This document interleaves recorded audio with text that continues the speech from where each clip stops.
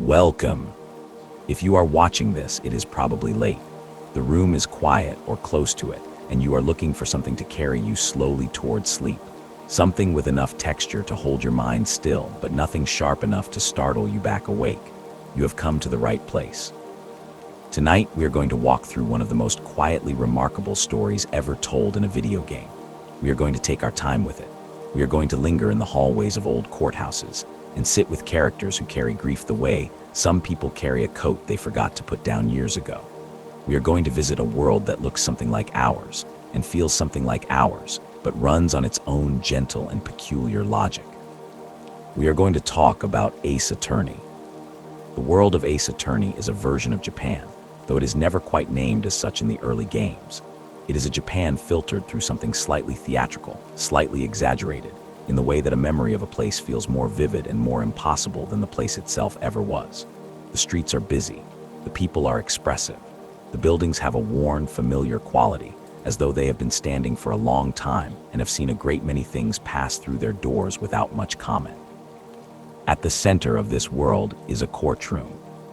The courtroom in Ace Attorney is not quite like a real courtroom, and the game is very aware of that. Trials in this world last a maximum of 3 days. A verdict must be reached, guilty or not guilty, by the end of that third day, or the defendant walks free. There are no juries in the traditional sense. There is a judge, an older man, patient and slightly absent-minded, who sits at the high bench with a gavel he uses with perhaps more enthusiasm than is strictly necessary. There are prosecutors, who in this world have something closer to a win streak than a legal philosophy, and there are defense attorneys. It is the defense attorneys we follow. The series was created by Shu Takumi, a game designer at Capcom, who reportedly wrote the first game in 6 days, working in short, concentrated bursts with a clear and specific vision in mind. He wanted to make something that felt like a legal drama, but played like an adventure game. He wanted mystery and character in equal measure. He wanted the player to feel the slow, pressurized build of a courtroom argument, the way a contradiction emerges from testimony, not like an explosion, but like a crack forming in something that looked solid. He succeeded. The first game released in Japan in 2001 under the title Jaikuten Seiben, which translates loosely to Turnabout Trial. It came to Western audiences in 2005 under the name Ace Attorney, and it brought with it a localization so carefully done, so attentive to character voice and comedic timing and emotional weight, that many players remember it as one of the best translations ever attempted for a Japanese game. The series has since grown to encompass 6 mainline titles, 2 spin-off investigation games following a different character, and a prequel duology set in the Meiji era and Victorian England that is widely considered among the finest work Capcom has ever produced. But all of it, every thread and every tear and every courtroom outburst, can be traced back to a single event. An event that happened before the first game begins. An event that most players do not fully understand until they are deep into the story, looking back. It happened in an elevator, underground during an earthquake, in the year that the series calls DL6. We will begin there. Section 2, the shadow that started everything, the DL6 incident. To understand Ace Attorney, you must understand that it is, at its heart, a series about the past. Not the past in a general sense, not history or mythology or the broad sweep of time.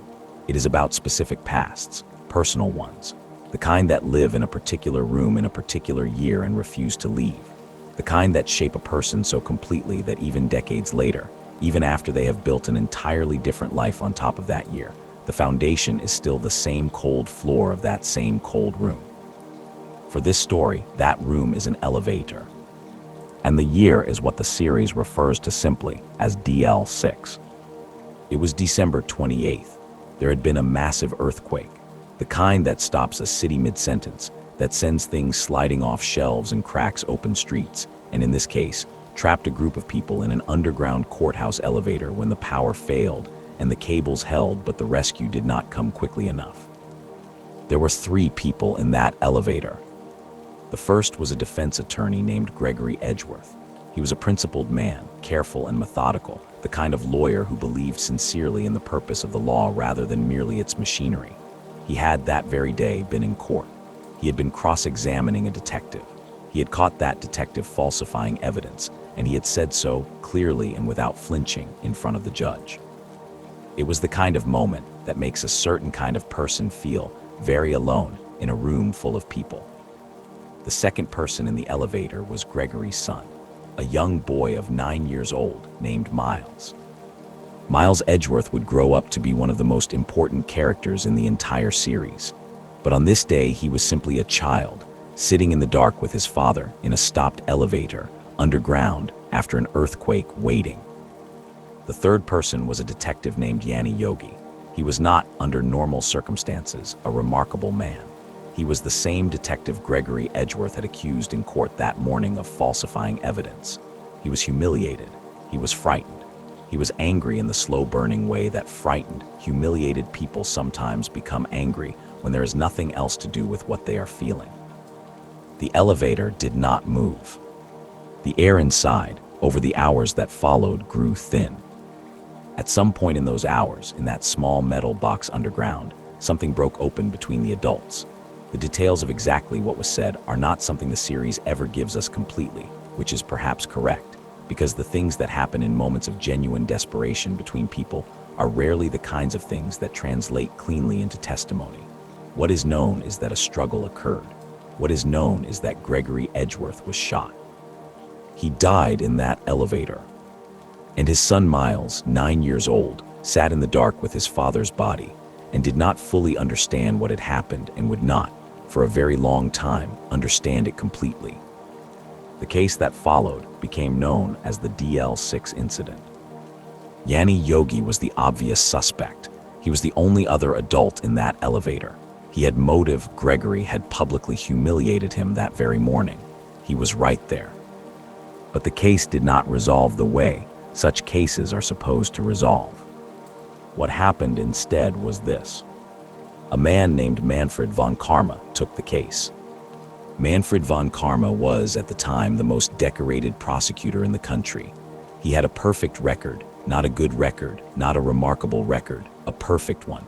He had never lost a case, not once.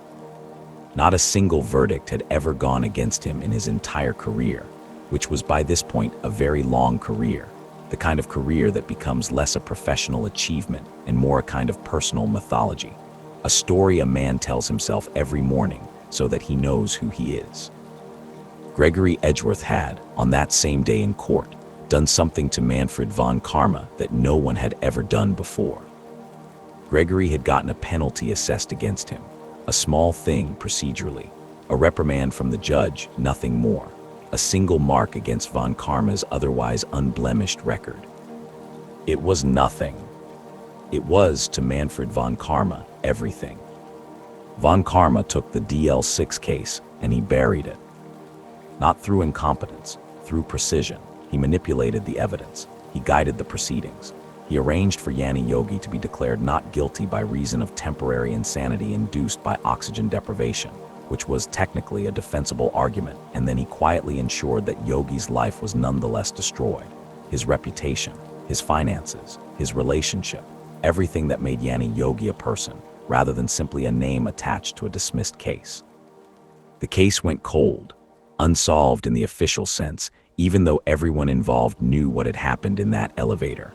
Unsolved the way things go unsolved when the person with the power to solve them has decided, for their own reasons, that the solution is inconvenient. And then von Karma did one more thing. He took Miles Edgeworth. Not through force exactly, through a kind of patient, calculated generosity that is, in retrospect, one of the most chilling things the series ever describes. Miles was a child who had lost his father, who had no other family close enough to take him in, who was adrift in the particular terrible way that 9-year-old children become adrift when the person they most depended on is suddenly and permanently gone. Von Karma offered to raise him. And he did raise him. He raised Miles Edgeworth with extraordinary care and extraordinary coldness in equal measure. He taught him the law. He taught him to argue. He taught him to win. He modeled for him over years and years of quiet daily instruction, a version of prosecution that was not about truth or justice but about the record, about the streak, about never losing. He turned Gregory Edgeworth's son into a prosecutor. And not just any prosecutor. He turned him into the best young prosecutor in the country, ruthless, brilliant, meticulous, willing to do what needed to be done to secure a verdict. The newspapers called him a prodigy. His colleagues were wary of him. Defendants feared him. He had, by the time he was in his early 20s, already built a record that people compared to von Karma's own. He had also, somewhere underneath all of that, never stopped having nightmares about the elevator. He dreamed about it every night or close to it, a gun firing in the dark, his father's face, the particular silence that followed. He had buried the memory so deeply that he no longer knew, consciously, what the nightmare meant. He only knew that it came back reliably, like a visitor who does not knock. There is one more detail about the DL6 incident that must be mentioned here, because it matters enormously later. The gun that killed Gregory Edgeworth was never found, not officially. Yanni Yogi had disposed of it, and in the chaos of the case's strange and manipulated conclusion, its location had never been established. It existed somewhere, in the way that things which are hidden rather than destroyed always continue to exist somewhere, waiting with the patience that objects have when people do not. Manfred von Karma knew where it was. He had taken it. He had retrieved it himself, this man who had spent a career being untouchable, because that gun was the only piece of evidence that could ever connect Yanni Yogi or anyone else definitively to what happened in that elevator. He had kept it for 15 years, in his home, somewhere private, the way a man keeps something that proves he has power over a secret. He kept it and he said nothing, and he continued to win cases, and he watched Miles Edgeworth grow into exactly the instrument he had intended him to become. And he waited. This is the shadow. This is the thing that the entire first game, the entire first trilogy, really, is walking toward without always knowing it. Every case in Ace Attorney exists in the long shade of that elevator, of that gun, of that 9-year-old boy and the father who died before he could teach him what the law was actually supposed to be for. When we meet Phoenix Wright, the man whose name the first game bears, we are meeting someone who knew Miles Edgeworth before all of this, before von Karma, before the record and the newspapers and the reputation. He knew the boy that Miles was before the elevator, in elementary school briefly, in the particular way that childhood friendships form quickly and quietly and leave an impression that does not fade even when everything else does. Phoenix became a defense attorney in part because of Miles Edgeworth. Because he saw what Miles had become, and he did not recognize him, and he wanted to understand why. That is where our story begins. Section 3, Phoenix Wright, Ace Attorney 2001. Phoenix Wright is not, when we first meet him, a particularly impressive defense attorney. He is new, he is earnest in the way that people are earnest when they have not yet been failed enough times to become guarded about it.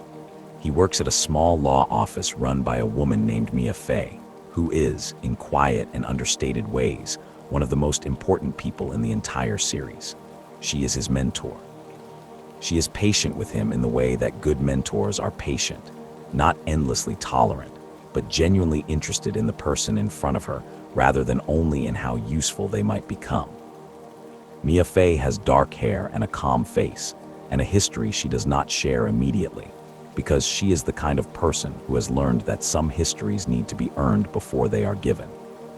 Phoenix calls her chief, and means it with a warmth that is a little awkward and entirely genuine. The first case Phoenix Wright ever argues in a courtroom is on behalf of his friend Larry Butts. Larry is, and this is said with great affection, not a complicated man. He is good-natured and impulsive and perpetually unlucky in the specific way that some people seem to attract misfortune not through any real fault of their own, but simply through a kind of cosmic magnetism that follows them everywhere they go. There is a saying that surfaces several times throughout the series, offered by different characters at different moments, and it goes like this: when something smells, it's usually the butts. Larry has been accused of murder. His ex-girlfriend has been found dead. The evidence is circumstantial but pointed, and the prosecution is confident, and Larry himself is not entirely sure how to explain his way out of several things that look very bad in a certain light. Phoenix defends him. He wins. It is not an elegant victory. It is the kind of victory that involves a great deal of fumbling and one or two moments where it seems very much like everything is about to collapse, and then something holds. A contradiction surfaces. A piece of testimony doesn't match a photograph, or a timeline doesn't work, and Phoenix finds the thread and pulls on it, and the whole constructed version of events that the prosecution has built begins to come apart at that single loose point. This is how Ace Attorney works, at its most fundamental level. Not through dramatic revelations from nowhere, through patience, through the slow accumulation of details that don't quite fit until they suddenly and completely do. The second case is different in tone and in weight. A young woman named April May has been arrested for the murder of a defense attorney. She is blonde and performatively helpless in a way that conceals something considerably sharper underneath, and she is a credible enough suspect on the surface that the case seems, at first, to be straightforward. It is not straightforward.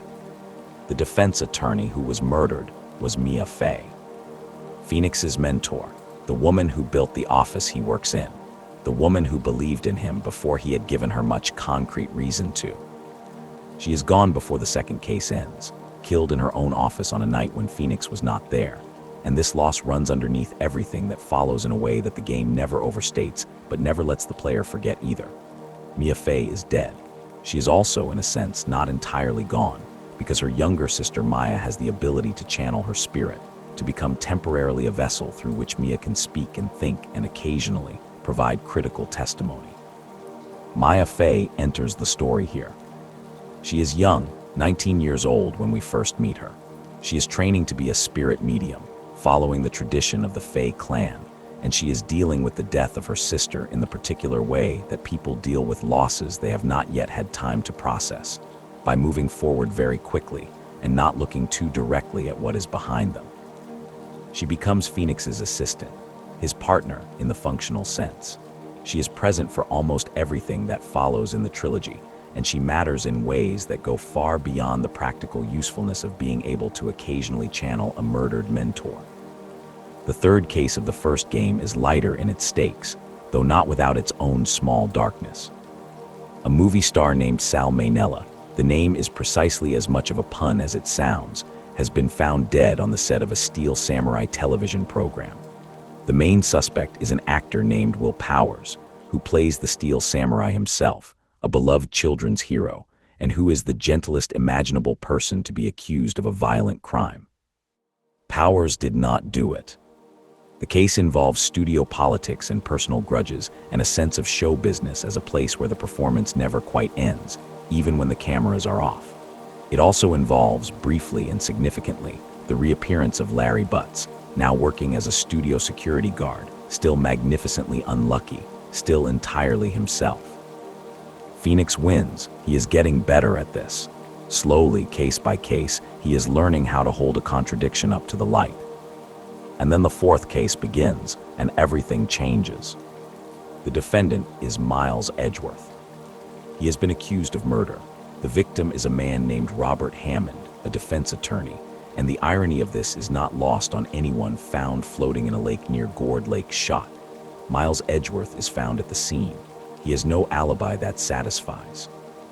He looks on the surface like exactly the kind of person who might have committed exactly this kind of crime, which is to say that he has a reputation for ruthlessness and a history of doing whatever was necessary to win, and a coldness about him that reads, in a bad light, as the coldness of someone capable of violence. Phoenix takes his case. Not because the evidence is obviously in Edgeworth's favor, not because it seems like a winnable case, but because Miles Edgeworth is, or was, the boy he knew in elementary school. Because something in Phoenix does not believe that the person he knew became the person the newspapers describe, and he would like the chance to find out. Edgeworth, for his part, is not grateful. He is suspicious. He is cold and precise, and he tells Phoenix that he does not need a defense, and that this is all unnecessary. He has the manner of someone who has spent so long performing a particular version of himself that he is no longer entirely sure whether the performance and the person are the same thing or not. The case that follows is the largest in the first game, and the most structurally complex. It surfaces several things at once. It surfaces the DL6 incident, which has technically been a cold case for 15 years and which turns out to be not cold at all, merely sealed over like ice over water, still moving underneath. It surfaces Yanni Yogi, the detective from the elevator, now living under an assumed name and running a boat rental service at Gourd Lake, having spent 15 years as someone else. His original life so completely destroyed that becoming someone else entirely felt like the only available option. It surfaces Robert Hammond himself, not as a victim who deserves uncomplicated sympathy, but as someone whose choices, years ago, contributed to the particular shape that this particular misery took. And it surfaces, finally and fully, Manfred von Karma. Von Karma arrives as the prosecutor on the Edgeworth case. He is older now. He has the bearing of a man who has decided at some point that dignity and severity are the same thing. He is precise in his language and absolute in his manner, and there is something in the way he looks at Miles Edgeworth that is, when you understand the history, extraordinarily uncomfortable to observe. It is the look of ownership, of investment, of a man regarding something he built with his own hands and is now watching perform in a situation he did not anticipate. He prosecutes the case with full force. He wants a guilty verdict for Edgeworth. He wants it badly, though he presents this desire as mere professional principle. The reason he wants it, as Phoenix gradually uncovers, is specific and personal in the way that only 15-year-old plans can be personal. Von Karma arranged this. Not the murder itself. Yanni Yogi acted in the end on his own grief and his own rage, but the situation. The cold case, the guilt that had followed Miles Edgeworth his entire life, the nightmares, the uncertainty about what exactly happened in that elevator, the way Edgeworth had never been entirely sure of himself underneath all that careful competence. Von Karma had allowed all of that to build for 15 years, and now he was going to use it. He was going to convict Miles Edgeworth of murder. He was going to give Gregory Edgeworth's son the guilty verdict that Yanni Yogi had escaped 15 years ago, as a kind of substitution, a transference of guilt onto the person whose father had dared to give Manfred von Karma the one mark against his record that he had spent a career pretending did not exist. It is, as a plan, both methodical and completely deranged. It has the logic of obsession, which is its own kind of logic. Phoenix unravels it. He finds the gun. He finds it because the series establishes early that contradictions in Ace Attorney always exist. Nothing is constructed so perfectly that it does not contain the seed of its own dismantling. And von Karma's construction, for all its years of careful maintenance, is no different. The gun is found. It is tested. The bullet inside it, after 15 years, still matches the bullet that killed Gregory Edgeworth. The case is blown open in a courtroom moment that is as quiet and as devastating as the game knows how to be, which is quite quiet and quite devastating indeed. Manfred von Karma loses. For the first time in his career, for the first time since Gregory Edgeworth put a procedural mark against his name 15 years before, which is to say that von Karma's losing streak begins and ends with Edgeworth's, he loses. He is convicted not of the original killing, which remains attributed to Yogi, but of evidence tampering, obstruction, and the related crimes of 15 years of deliberate manipulation. His career ends. His record ends. The thing he was, the story he told himself every morning, ends. He stands in the courtroom, and he does not look like a man receiving justice. He looks like a man having something removed. Miles Edgeworth is acquitted. He is also, in ways that the game leaves deliberately incomplete, not quite sure what to do with himself. He has been a certain kind of person for a long time. He was built to be that person. And now the man who built him has been revealed as the author of the central tragedy of his life, the death of his father, and the nightmares were about something real all along. Only the thing they were about was not guilt over the elevator, but grief for what he lost inside it. He goes away for a while. Phoenix does not know where. Larry Butts, reliably, has a feeling that everything will work out. Section 4, Phoenix Wright, Ace Attorney, Justice for All 2002. Some time has passed. Phoenix Wright is still practicing law. The office is the same. The chair behind the desk that used to belong to Mia Fey is still her chair in every way that matters. which is to say that no one has moved it or changed it or made it into something else, because some things in a space carry the weight of a person so completely that altering them feels less like redecorating and more like a statement you are not ready to make. Maya is still here, still training, still moving forward at the particular speed of a person who has decided that forward is the only safe direction. The second game opens not with a courtroom, but with Phoenix Wright lying unconscious on a street. He has been struck on the head. His memory of the recent past is briefly gone, replaced by a particular kind of blankness that the brain sometimes chooses over the alternative. When he recovers, he finds himself in the middle of a new case, being represented by an attorney he does not recognize, in a situation he cannot initially explain. The attorney representing him is named Mia Fey. Except Mia Fey is dead. What Phoenix is looking at is Maya, channeling her sister, wearing her sister's face and voice and manner with the practiced and slightly heartbreaking precision of someone who has spent the months since her sister's death learning to become her, in the specific and literal way that the Fey clan understand transformation. It is a kindness, and it is also something more complicated than a kindness, because Maya is 19 years old, and she is already very good at being her sister when other people need her sister. And it is worth noting quietly that no one has asked her recently what she needs. The case resolves. Phoenix's memory returns. Things settle the way things settle after a brief and disorienting turbulence into the slightly altered shape of what they were before. And then the real business of the second game begins. Justice for All is structured around 4 cases, as the first game was, but the tone of the second game is darker in ways that accumulate slowly. The way a room gets colder not because someone opened a window, but because the heat has simply, gradually, been going elsewhere. The humor is still present.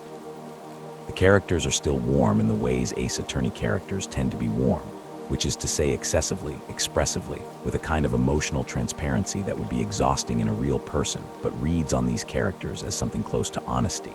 But underneath all of it, the second game is asking harder questions about guilt, about what the legal system is actually for, about what it costs to win, and whether the cost is always worth paying. The first case of Justice for All involves a young woman named Inaimini, and a channeling seance gone wrong, and a defendant who is cheerful in the specific way that people are cheerful when they are managing something very heavy just below the surface.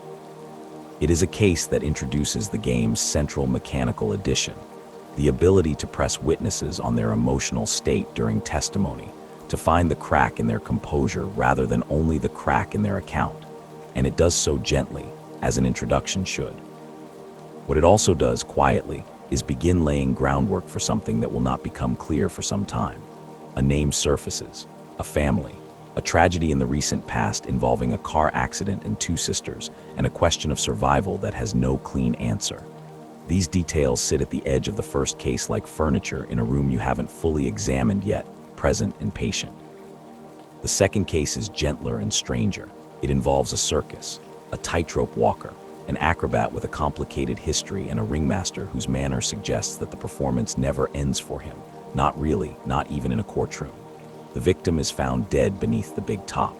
The defendant is a young woman who has every reason to have committed the crime, and also, it turns out, every reason not to have. It is not the most consequential case in the series, but it has a quality that the best Ace Attorney cases tend to have, which is that the characters inside it feel like people with lives that extend beyond the edges of the case itself. People who arrived from somewhere and will go somewhere when this is done. And the tragedy is not only that someone died, but that everyone left alive is carrying something they did not have before it happened. The third case is where the second game begins to reveal what it is actually about. The defendant is Maya Fey. She has been accused of murder during a spirit channeling session at a manor called the Berry Big Circus, a name that belongs to the second case, not the third, but the geography of the second game doubles back on itself in ways that are initially confusing and eventually precise. The manor belongs to a woman named Turner Gray, who hired Maya to channel the spirit of a nurse who died in a medical malpractice incident for which Gray was responsible. The seance went wrong. Turner Gray is dead. Maya is found at the scene, covered in blood, holding the weapon with no memory of what happened. Morgan Fay is present. Morgan Fay is Maya's aunt. She is Mia and Maya's mother's elder sister, and she carries her seniority in the Fay clan the way some people carry an inheritance they were promised and then denied, with a kind of careful, surface-level grace that barely contains the resentment underneath. She was supposed to be the master, the head of the Fay clan, the most powerful spirit medium of her generation, the keeper of the tradition. She was not chosen. Her younger sister was chosen instead, and then her younger sister disappeared under circumstances that were, to put it gently, not straightforward, and the position went sideways and the clan fractured. And Morgan has been living in the wreckage of that ever since, maintaining her composure with both hands. She has a daughter named Pearl. Pearl is 9 years old. She is small and sincere, and she loves Maya with the absolute uncomplicated devotion that young children sometimes have for older relatives who are kind to them, and she is completely unaware of what her mother is. What her mother is someone who has decided that the Fay clan's power belongs to her bloodline, and she is not above arranging circumstances to ensure that outcome. The third case of justice for all reveals, gradually and quietly, that the seance that went wrong at the manor was not entirely an accident. Morgan Fay was involved. The spirit that was channeled was not the nurse Turner Gray wanted. It was someone else. Someone who had their own reasons for wanting to be in Maya's body in a room with Turner Gray. The case is resolved. Maya is acquitted, but Morgan Fay's intentions have only been interrupted, not eliminated, and the game does not forget this. Phoenix wins. He is getting considerably better at this now. The fumbling of the early cases in the first game has given way to something more practiced, more confident, without yet becoming the kind of confidence that mistakes itself for certainty. He still makes errors. He still gets things wrong in the middle before getting them right at the end. But he has learned, in a way that is visible if you are watching, that the truth has a shape, and if you can find even one edge of that shape, you can eventually trace the whole outline of it. There is one more case in Justice for All. The fourth case is called Farewell, My Turnabout, and it is one of the most important things the series ever does. The setup is this: a costumed hero convention, a murder in a hotel. The defendant is a man named Matt Ingard, who is pleasant and handsome and slightly vacant in the way that very attractive people are sometimes perceived as vacant simply because the world has not required much of them. He is a television actor. He plays the Nickel Samurai, a hero program clearly positioned as a rival to the Steel Samurai from the first game, and his fan base is devoted in the particular way that character-driven entertainment creates devotion, not for the person, but for the idea of the person. He could not have committed the murder himself, or so it initially appears. He has an alibi. He seems genuinely to not quite understand the gravity of his situation. Phoenix takes his case. And then, not long into the proceedings, Phoenix's world changes. Maya has been kidnapped. The kidnapper has a message. The message is simple, and it arrives with the particular clarity of something designed to leave no room for interpretation. If Phoenix wins the case, if Matt Ingard is acquitted, Maya will be returned safely. If Phoenix loses, if Ingard is convicted, Maya will be killed.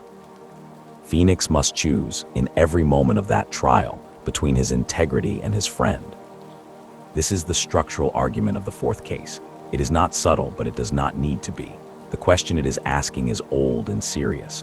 What does it mean to do your job well, when doing your job well costs you something this specific and this irreplaceable? The law exists to serve justice. Phoenix has spent 2 games believing in that, acting on it, building his identity around it. And now the law, or rather the performance of his role within it, is being used as a hostage mechanism. And the hostage is Maya, who is 19 and who channels her dead sister for other people, and who has not, as far as anyone knows, ever done anything to deserve being leverage. The case proceeds. Phoenix argues, and knows as he argues that he may be arguing for the wrong outcome, and continues anyway because he has not yet found the thread to pull. The prosecutor on the other side is a man named Franziska von Karma, who is Manfred's daughter, who has inherited her father's perfectionism and his precision and his relationship with losing, which is to say no relationship at all. She has never lost a case either, and she prosecutes with a riding crop, and an energy that is difficult to describe as anything other than controlled fury. She is 20-something. She became a prosecutor at 13. She has never known anything but this. And she does not know, as she prosecutes this case, that her father is in prison. That information has been kept from her. She thinks she is here to uphold a tradition. She does not yet know the tradition was built on something that will not hold weight. The case reaches its turning point not through a courtroom revelation, but through a decision that Phoenix makes in a small room, away from the judge and the gallery, with only himself and what he knows. What he knows is this: he has, during the course of the trial, made it to Matt Engard's hotel room. He has looked around. He has found, in the way that Phoenix always eventually finds the thing that was not meant to be found, the thing that changes everything. Matt Engard is not vacant. He is not confused by his situation. He is not a pleasant man who stumbled into something he did not understand. Behind the easy smile and the handsome face and the slightly unfocused eyes is someone who understands exactly what he did and exactly why, and who has been performing not understanding with considerable skill throughout the entire trial, because that performance was his protection. He hired the kidnapper himself. He arranged for a professional assassin named Shelley DeKiller to commit the murder he needed committed, and he arranged for DeKiller to take Maya as insurance against the trial's outcome. And he has been watching Phoenix argue for his innocence with the same expression someone might have watching a service they paid for being competently performed. Phoenix stands in that hotel room and looks at Matt Engard, and the game does something that very few games do. It gives the player no good option. If Phoenix continues to defend him, Engard goes free. A man who orchestrated a murder, who kidnapped a 19-year-old girl as a legal strategy, who is looking at Phoenix right now with the mild satisfaction of someone whose plan is working. This man goes home, and Maya comes home, and justice in the formal sense has not been served, but Maya is alive.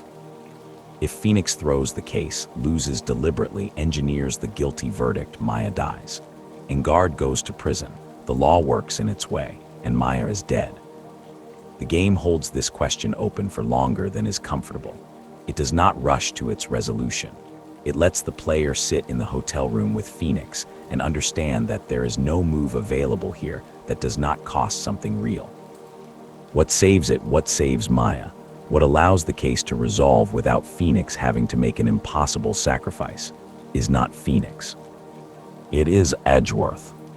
Miles Edgeworth, who has returned from wherever he went after the first game, who has been observing, who still has the resources and the contacts of a career prosecutor, even if he is in the process of reconsidering what that career means. He finds DeKiller's client recording. He finds the evidence that proves DeKiller was betrayed by Engard, that Engard had been recording his communications with the assassin for leverage, because control was the one thing Engard actually wanted. And when DeKiller learns he has been recorded, he withdraws his protection of Engard voluntarily.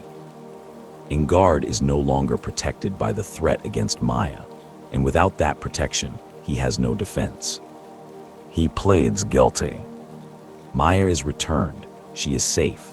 She is quiet in the specific way that people are quiet when they have been in a frightening place and are not yet ready to talk about it, and no one pushes her because the people around her have learned, at least some of them, when not to push. The case ends.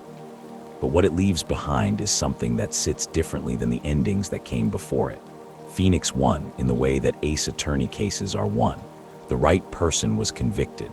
The system, with enough pressure applied from the right directions, arrived at the right outcome. But it did not arrive there cleanly. It arrived there through the intervention of a man who was not even officially present, through a stroke of luck that depended on a criminal's pride, through the completely contingent fact that an assassin had standards and felt they had been violated. The law did not protect Maya. Edgeworth did. And the difference between those two things is something Phoenix carries forward into the third game, where everything the first two games built will be tested in ways that neither he nor the player is quite prepared for. Justice for all ends quietly. Morgan Fay is in prison. Pearl does not fully understand why. She knows her mother has done something wrong, in the way children know these things, not through explanation, but through the particular silence that surrounds something adults have decided not to explain yet. Phoenix sits in his office. The chair is still Mia's chair. Maya makes tea, or tries to, and it is probably not very good tea, and Phoenix drinks it without complaint. And the rain, if it is raining, falls in the way that rain falls on a city that has had a long day and is finally, slowly, running out of things to carry. Section 5, Phoenix Wright, Ace Attorney, Trials and Tribulations, 2004. The third game is the one that closes the door. Not permanently, not on everything. The series continues after it, with new characters and new courtrooms and new tragedies arranged in new configurations. But Trials and Tribulations is the end of something specific. It is the end of the story that began in that elevator, with Gregory Edgeworth and a gun and a boy sitting in the dark. It is the end of the Fae clan's central chapter. It is the end of Phoenix Wright's first life. In a sense, though that ending takes a while to arrive, and when it does, it arrives quietly enough that you might almost miss it. It is also, by the assessment of a great many people who have played these games, the best of them. The third game begins not with Phoenix Wright, but with someone else entirely. A young woman with red hair, standing in a courtroom on the defense side of the aisle. She is nervous in a way she is working very hard not to show. She is new to this. She is, in fact, a law student, doing her best in a situation she was not entirely prepared for, and the person she is defending is a young man named Phoenix Wright, who at this point in the timeline has not yet become the lawyer we spent 2 games following. He is a college student. He is accused of murder.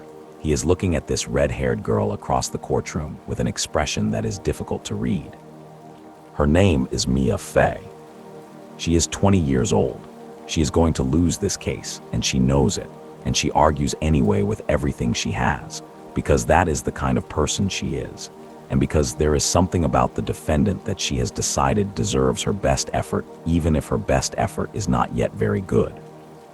The case she is arguing involves a cold autumn evening, a university bell tower, a cup of coffee, and a poison called Dahlia. The poison was in the coffee. Phoenix drank it and did not die, which is a mystery the case is built around, because the amount of poison in the coffee was enough to kill someone, and Phoenix drank it, and here he is. The reason he did not die is something that Phoenix himself refuses to explain. He sits on the witness stand and he will not say. He is protecting someone. He is protecting her with a stubbornness that reads in the moment as obstinance and reads, in retrospect, as one of the saddest things in the game. The person he is protecting is a young woman named Dahlia Hawthorne. She has pale skin and dark eyes, and a manner so gentle and so softly spoken that she reads, on first meeting, as someone who exists at the edge of the world, too delicate for it, only just managing. She wears a red ribbon in her hair.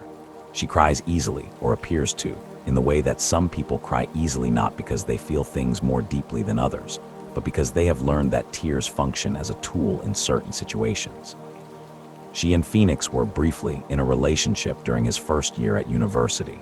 He gave her something, a pendant that she gave him to keep safe, and he kept it because she asked him to, and he loved her in the way that very young people love the first person who makes them feel specifically and completely seen, which is to say completely. The pendant, it will eventually emerge, was the evidence. It was the thing that tied Dahlia Hawthorne to an earlier crime. She gave it to Phoenix to hide it from the investigation, and Phoenix did not know that. And when the investigation came to him, he said nothing, and drank the poisoned coffee she gave him, and very nearly died for her, and she was not there to see it. She was not there because she was not the person he thought she was. But that revelation does not come immediately. The prologue ends. Mia loses the case, and Phoenix goes free on a technicality, and Dahlia walks out of the courtroom untouched. Mia stands in the corridor and makes herself a promise about the woman she just watched walk free, and that promise will take years to keep, and the keeping of it will cost more than Mia knew she was agreeing to spend. The game jumps forward in time. We are back in the present. Phoenix is the lawyer we know. Maya is his assistant. Pearl is visiting. The machinery of the series is familiar and comfortable in the way that returning to a place after an absence makes the place feel both the same and slightly smaller. The cases of Trials and Tribulations move through a series of interconnected lives with a structural elegance that the first 2 games were building toward without quite achieving. Every case is a piece. Every piece fits. The game is playing a long game in the way that the best long stories play long games, arranging things that seem isolated and then at the end showing you the pattern they were always forming. The second case takes place in a courthouse that is also a restaurant, which is an arrangement that sounds absurd and is somehow both absurd and entirely functional within the world of these games. It involves a man in a mask, a kidnapping, and a trial that is essentially a trial within a trial, a case being argued inside a case about whether the case should be argued at all. The defendant is a woman named Dahlia Hawthorne. Not the same Dahlia, or rather the same name, the same face, but a different person. The game introduces here a piece of information that complicates everything that came before it. Dahlia Hawthorne has a twin sister. Her name is Iris. She is a nun living in a mountainside temple, quiet and devoted and possessed of an expression that suggests she has made her peace with something difficult and is living on the other side of that peace now carefully. She looks exactly like Dahlia. This is not a coincidence. It is the first hint that the relationship between these two women is not merely a matter of shared genetics, but of something far more entangled and far more costly. The truth of the pendant and the poisoned coffee and the year Phoenix spent at university begins to reveal itself here, in pieces, sideways, not all at once. Ace Attorney is not a series that gives you everything at once. It prefers to let the shape of something form slowly, like a photograph developing in a darkroom, the image present from the beginning but only gradually becoming legible. What the game reveals, over the course of its middle cases, is this. Dahlia Hawthorne was never who she appeared to be. She was the daughter of a wealthy man who married badly, twice, and whose family existed in the kind of low-grade internal warfare that money makes possible because money provides both the motive and the arena for disputes that in other circumstances would have nowhere to go. Dahlia and Iris were half-sisters, raised apart, brought together in their teenage years in a situation that suited almost no one involved. When Dahlia was 15, she orchestrated a kidnapping, her own kidnapping effectively along with Iris, with the intention of extorting their father. The plan went wrong in the specific way that plans involving teenagers in genuine danger tend to go wrong, which is to say catastrophically, with a death, and a child left at the bottom of a well, and a diamond that was never recovered, and a crime that was never properly investigated because the family had enough resources to ensure that the investigation found what they needed it to find. One person died in that plan.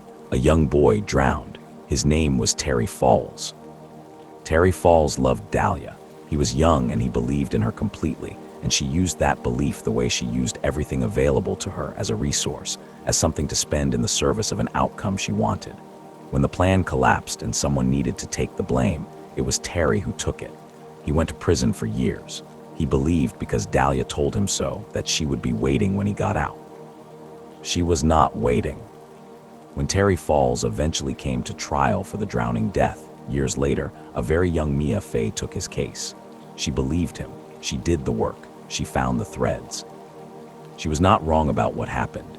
She was simply not yet able to prove it in the way a courtroom requires proof. And the person she needed to prove it against was Dahlia Hawthorne, who sat on the witness stand and cried softly, and said the things she needed to say with an accuracy and an emotional precision that suggested she had been rehearsing for this possibility for a long time. Terry Falls died in that courtroom. He took something, a vial of something, while on the stand, because Dahlia had told him years ago that if she ever raised her hand in a certain way it meant danger. It meant he should do the thing they had agreed, and she raised her hand, and he did, and he died before he could finish his testimony.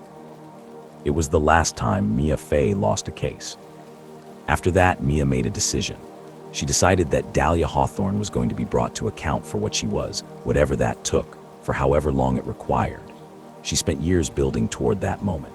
She was building toward it quietly, in the background of everything else we saw in the first two games, even as she was mentoring Phoenix and running the office and being the kind of person that an office like that requires.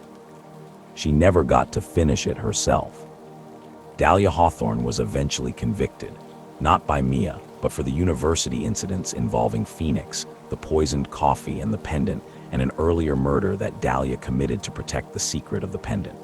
She was convicted and sentenced to death and executed. The chapter seemed, in the formal sense, closed. It was not closed.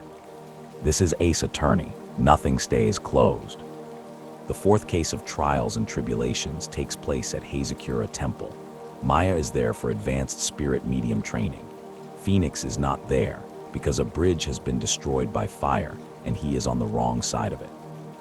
The detective who is there is a man named Dick Gumshoe, who has been in all 3 games and who is one of the series' most consistent sources of warmth. A large and sincere man who is very good at being present in situations that require someone large and sincere to simply be present. Also there is Godot. Godot has been the prosecutor for several of the cases in the 3rd game, and he is one of the most visually distinctive characters in the series, which is a high bar. He wears a visor that glows with shifting colors over his eyes because his eyes were damaged, and without the visor he cannot see well enough to function. He drinks coffee with an enthusiasm that reads as compulsive, which it is, because for him coffee is connected to something he is not ready to talk about yet. He is sharp and cold, and his particular manner of contempt for Phoenix is oddly personal for someone who, as far as Phoenix knows, he has never met before. He has not met Phoenix before. He has been watching Phoenix for years, from a distance that was not his choice. His real name is Diego Armando. He was Mia Fey's mentor before Phoenix was. He was also, though the game reveals this slowly, more than her mentor. He loved her. They were together in the years before Phoenix came to the office, before Diego drank a cup of coffee that was meant for Mia and was laced with the same poison that Dahlia Hawthorne had used before, and went into a coma, and spent years in that coma while Mia lived and worked, and was eventually murdered in her office on a night when Phoenix was not there. He woke up to find her gone. He woke up to find Phoenix Wright, who he had never met, who trained under Mia, who had been there and had not been able to save her.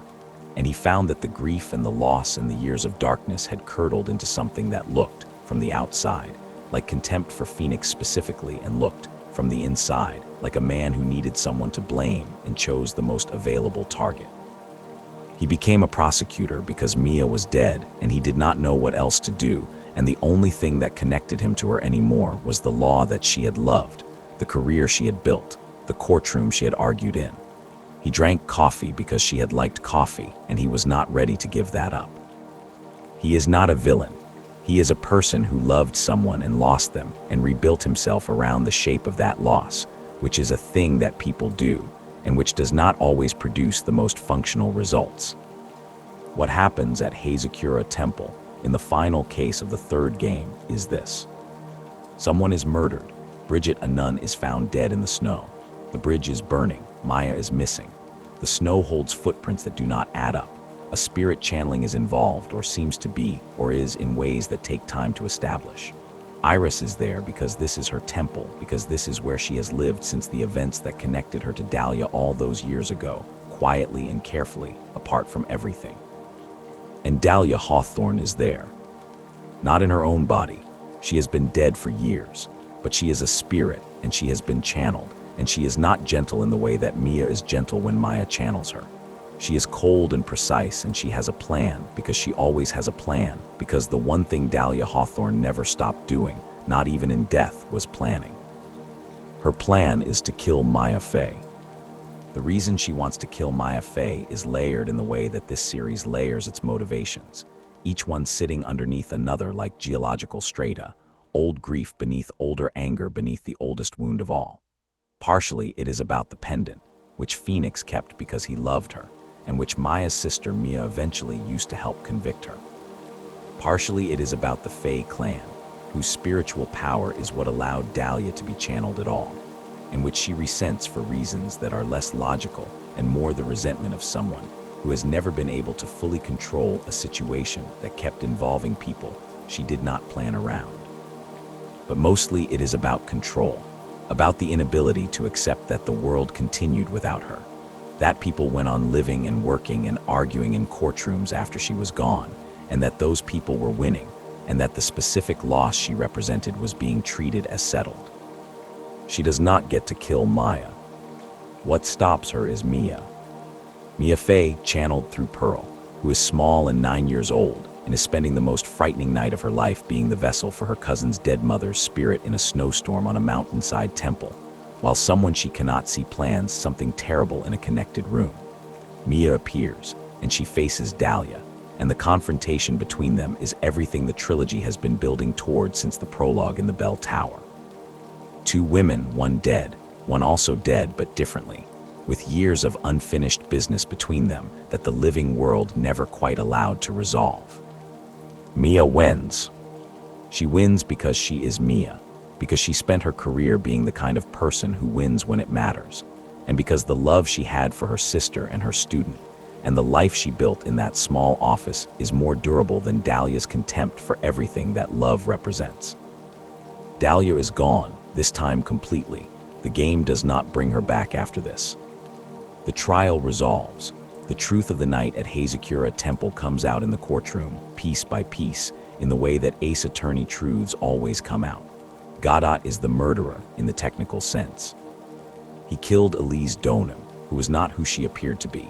She was Misty Faye, Maya and Mia's mother, called back from exile to channel Dahlia and stop her plan, who was killed by Godot, who had positioned himself between Dahlia's channeled spirit and Maya, and acted in the only way he could think of to protect someone in the moment he had. He was protecting Maya the way he could not protect Mia. He was trying to do, belatedly and in the wrong courtroom, the thing he had been unable to do when it actually mattered. It is not exoneration, he is convicted. He tells Phoenix, in a moment near the end that is about as quiet and as weighted as the series ever gets, that the only thing he ever resented Phoenix for was not being there. Not failing to save Mia, just not being there. Because if Phoenix had been there, then Godot might not have had to carry it alone. Phoenix stands in the courtroom and does not say anything for a moment. Then the verdict is read. The third game ends with Phoenix visiting Mia's grave. Maya is with him. Pearl is with him. The day is clear in the way that days are sometimes clear after a long period of difficult weather, sharp-edged and bright and a little cold. Phoenix does not say anything in particular. He stands there for a while. Then they go home. The Fae clan's central story is, if not resolved, then at least brought to a resting point. Misty Fae is dead. Morgan Fae is in prison. Maya is free of the plan that was constructed to use her. Pearl is safe. The tragedy that began with Misty's exile, with the splintering of a family around the question of who should lead it, has worked itself out through 3 games and 6 years of story, and left everyone standing in the specific way that people stand when they have survived something they were not sure they would survive, which is to say carefully, and with attention, and with a new awareness of the ground beneath them. And Phoenix Wright is a very good lawyer now. He is not the fumbling first year from the opening of the first game. He has won every case he has ever argued, with one exception that we will come to, and he has done it the same way every time, through patience and attention, and the willingness to follow a contradiction wherever it leads, even when where it leads is somewhere he did not want to go. Something is coming, though. Something that will take all of that away. It is coming in the form of a man named Christoph Gavin, and it is coming in the form of a single forged piece of evidence. And it is coming quietly, the way the worst things tend to come, without announcement, on an ordinary day. But that is the next chapter. For now, Phoenix Wright is standing at a grave with his friends. The city is quiet around them. The law is, as much as it ever is, at rest. Section 6, The Gap Years and Apollo Justice, 2007. 7 years pass. In storytelling, a time skip of 7 years is a significant thing. It says, the world has been changing, and we are not going to show you all of it, and part of what we need you to understand is that the changing happened without you watching.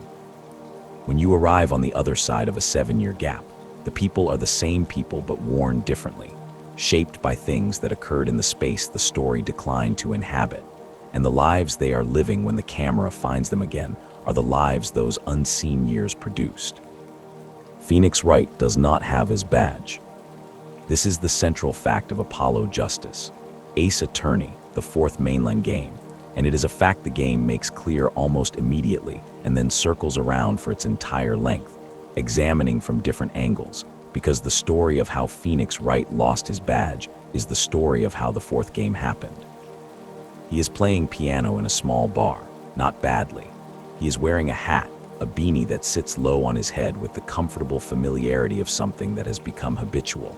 And he is playing piano, and he does not look, at first glance, like someone who was once one of the best defense attorneys in the country. He looks like someone who found somewhere quiet to be and is being there with full commitment. He has a daughter now. Her name is Wright. She is a magician, or training to be, and she is bright and warm and performs her enthusiasm for the world with a skill that is either genuine or an extremely convincing performance, and may in fact be both at once, because some people are like that, because the performance and the genuine feeling have been practiced together long enough that they have become the same thing. She calls Phoenix her daddy. He is not her biological father. The question of who her biological father is, and what happened to her actual family, is the quiet thread that the fourth game winds through everything else. The lawyer we follow in Apollo Justice is not Phoenix.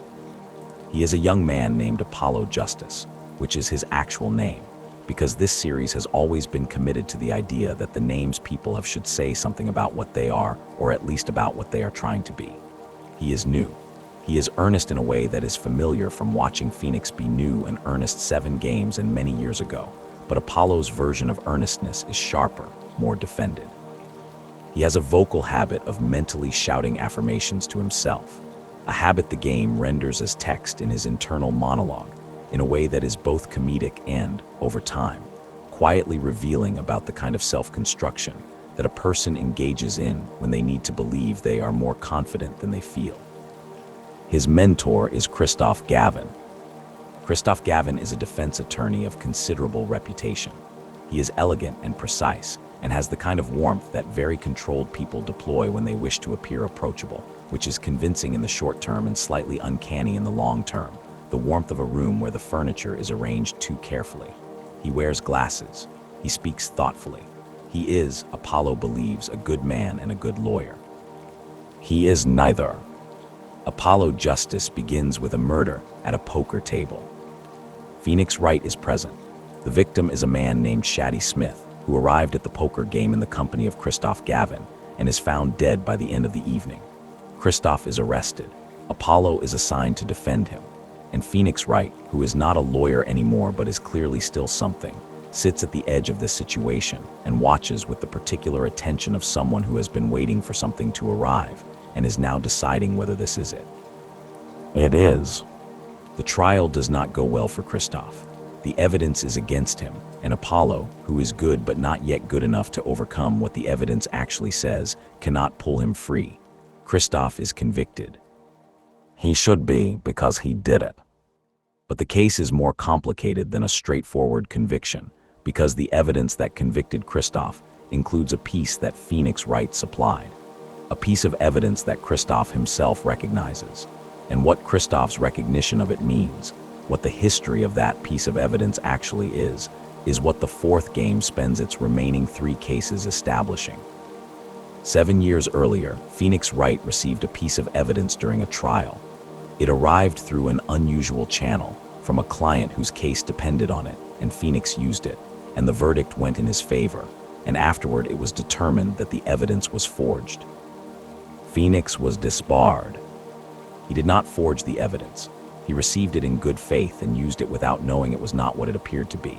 But in the law in a courtroom, good faith does not always function as a complete defense, and the system that is supposed to find truth had in this case found the convenient truth rather than the accurate one. Phoenix was stripped of his badge. He lost his career. He lost, in the formal sense, the thing that had defined him for the 7 years we watched him build it. The person who forged the evidence was Christoph Gavin. He did it because he had been recommended for a case and then not selected for it. Phoenix had been selected instead. This is, as grievances go, not a substantial one. It is the kind of slight that most people absorb and move past, that sits at the lower register of professional disappointment. But Christoph Gavin is not most people, and the smooth surface of his manner conceals something that responds to this kind of slight the way a very deep body of water responds to a stone dropped in it, with a ripple that moves outward in all directions and does not stop when it reaches the edge. He arranged for Phoenix to receive forged evidence. He arranged for it to be discovered. He arranged, with patience and precision, for Phoenix Wright to lose everything. 7 years later, sitting at that poker table, Shady Smith appeared.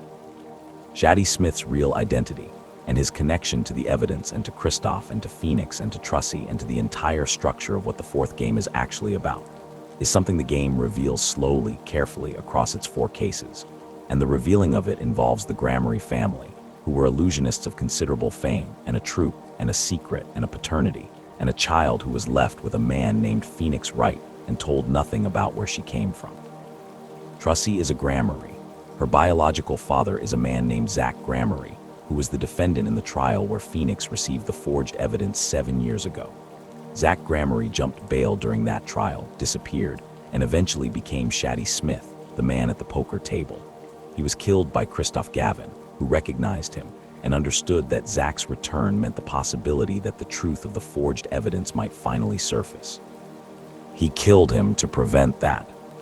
He failed because the truth surfaced anyway, through Apollo, through Phoenix, who was watching and guiding more than he appeared to be watching and guiding, through Trussie, who carried the legacy of her family's magic and her family's secrets without fully knowing what either of them contained.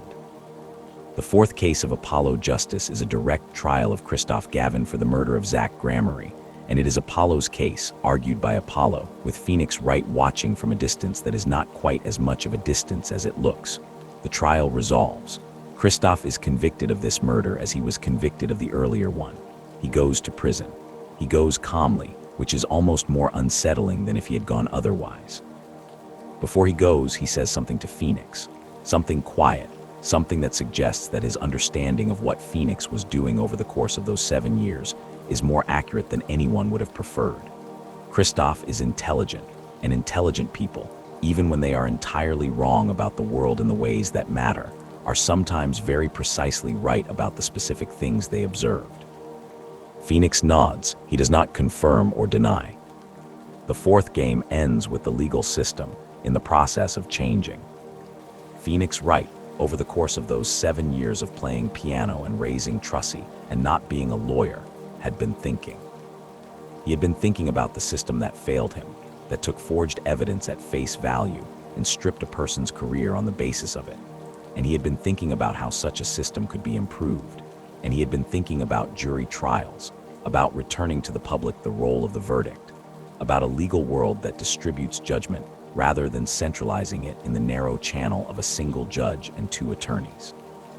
He had been advocating for jury trials, quietly, through channels that were not obviously connected to him, because Phoenix Wright doing something quietly through channels not obviously connected to him is something the fourth game retroactively reveals as very much within his range. The jury trial system begins to be implemented. And Apollo Justice, who has spent 1 game growing from a new and uncertain lawyer into someone with a case under his belt and a mentor in prison and a world that is more complicated than he was prepared for, is standing in it now, ready or not. Phoenix Wright gets his badge back. The game does not make a large event of this. It happens near the end, mentioned in a way that is offhand enough to feel like something that was always going to happen, as though the 7 years were a detour rather than a destination, and the destination was always the office, always the desk, always the particular shape of a legal career built on following contradictions wherever they lead. He puts his badge back on. Trussie applauds. She is enthusiastic about most things, and she is particularly enthusiastic about this. Apollo stands in the hallway and absorbs the fact that his new professional life is apparently going to involve working with a man he just watched manipulate an entire legal proceeding from behind the scenes for 7 years while pretending to play piano in a bar.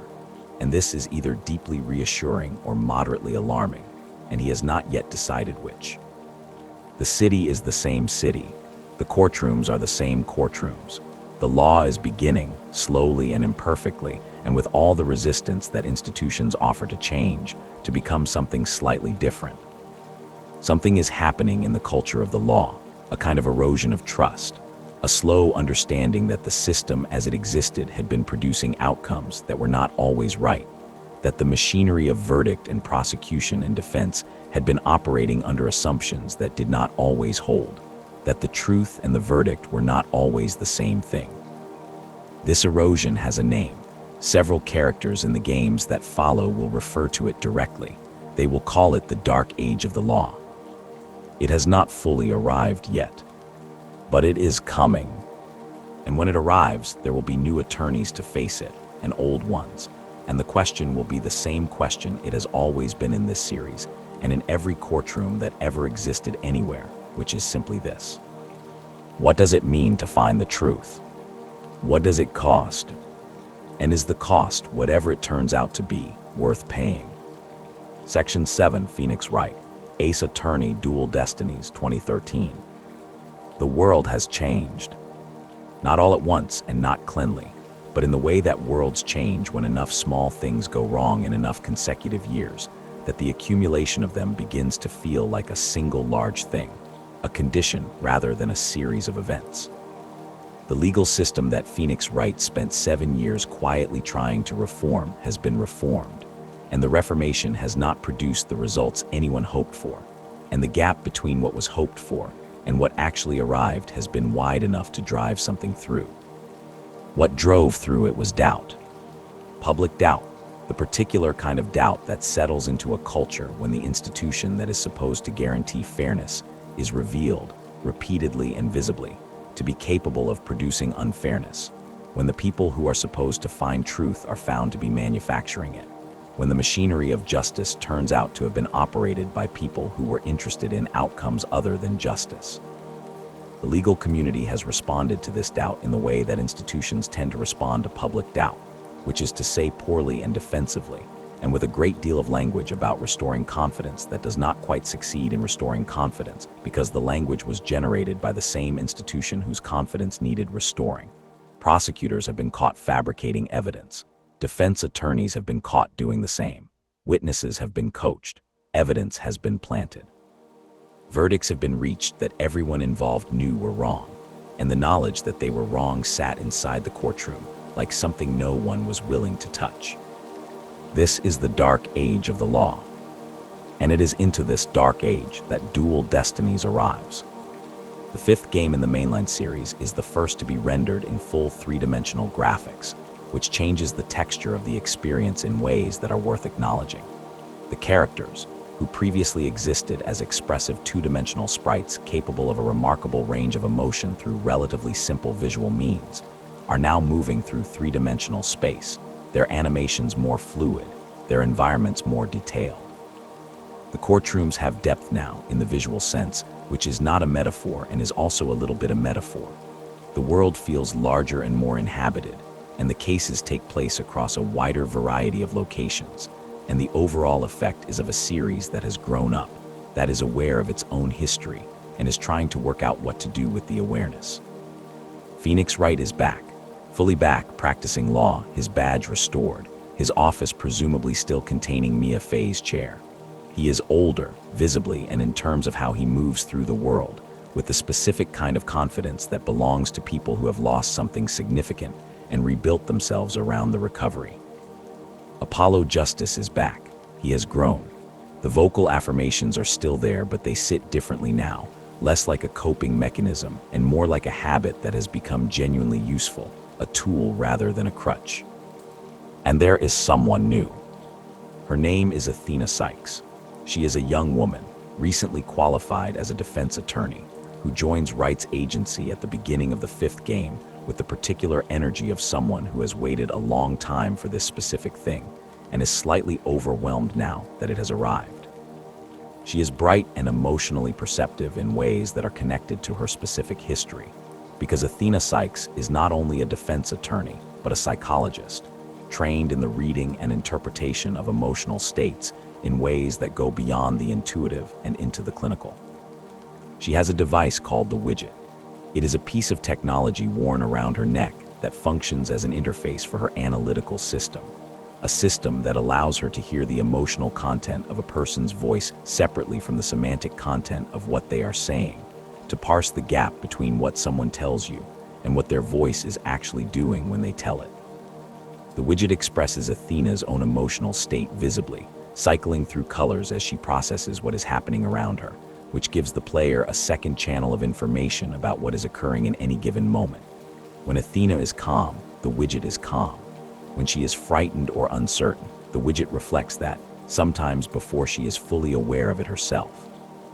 This mechanic serves the gameplay, and it also serves the character, because Athena Sykes' ability to read other people's emotions is directly proportional to her difficulty in managing her own. She is emotionally transparent in the way that people are emotionally transparent when they have spent a long time either suppressing or being overwhelmed by what they feel. And the widget externalizes that transparency in a way that the game uses with some care and some craft. She has a history. Of course she does. Ace Attorney characters always have histories, carefully sealed away at the beginning and gradually opened as the story requires. And Athena's history is darker than it appears on the surface of her bright and energetic first impression.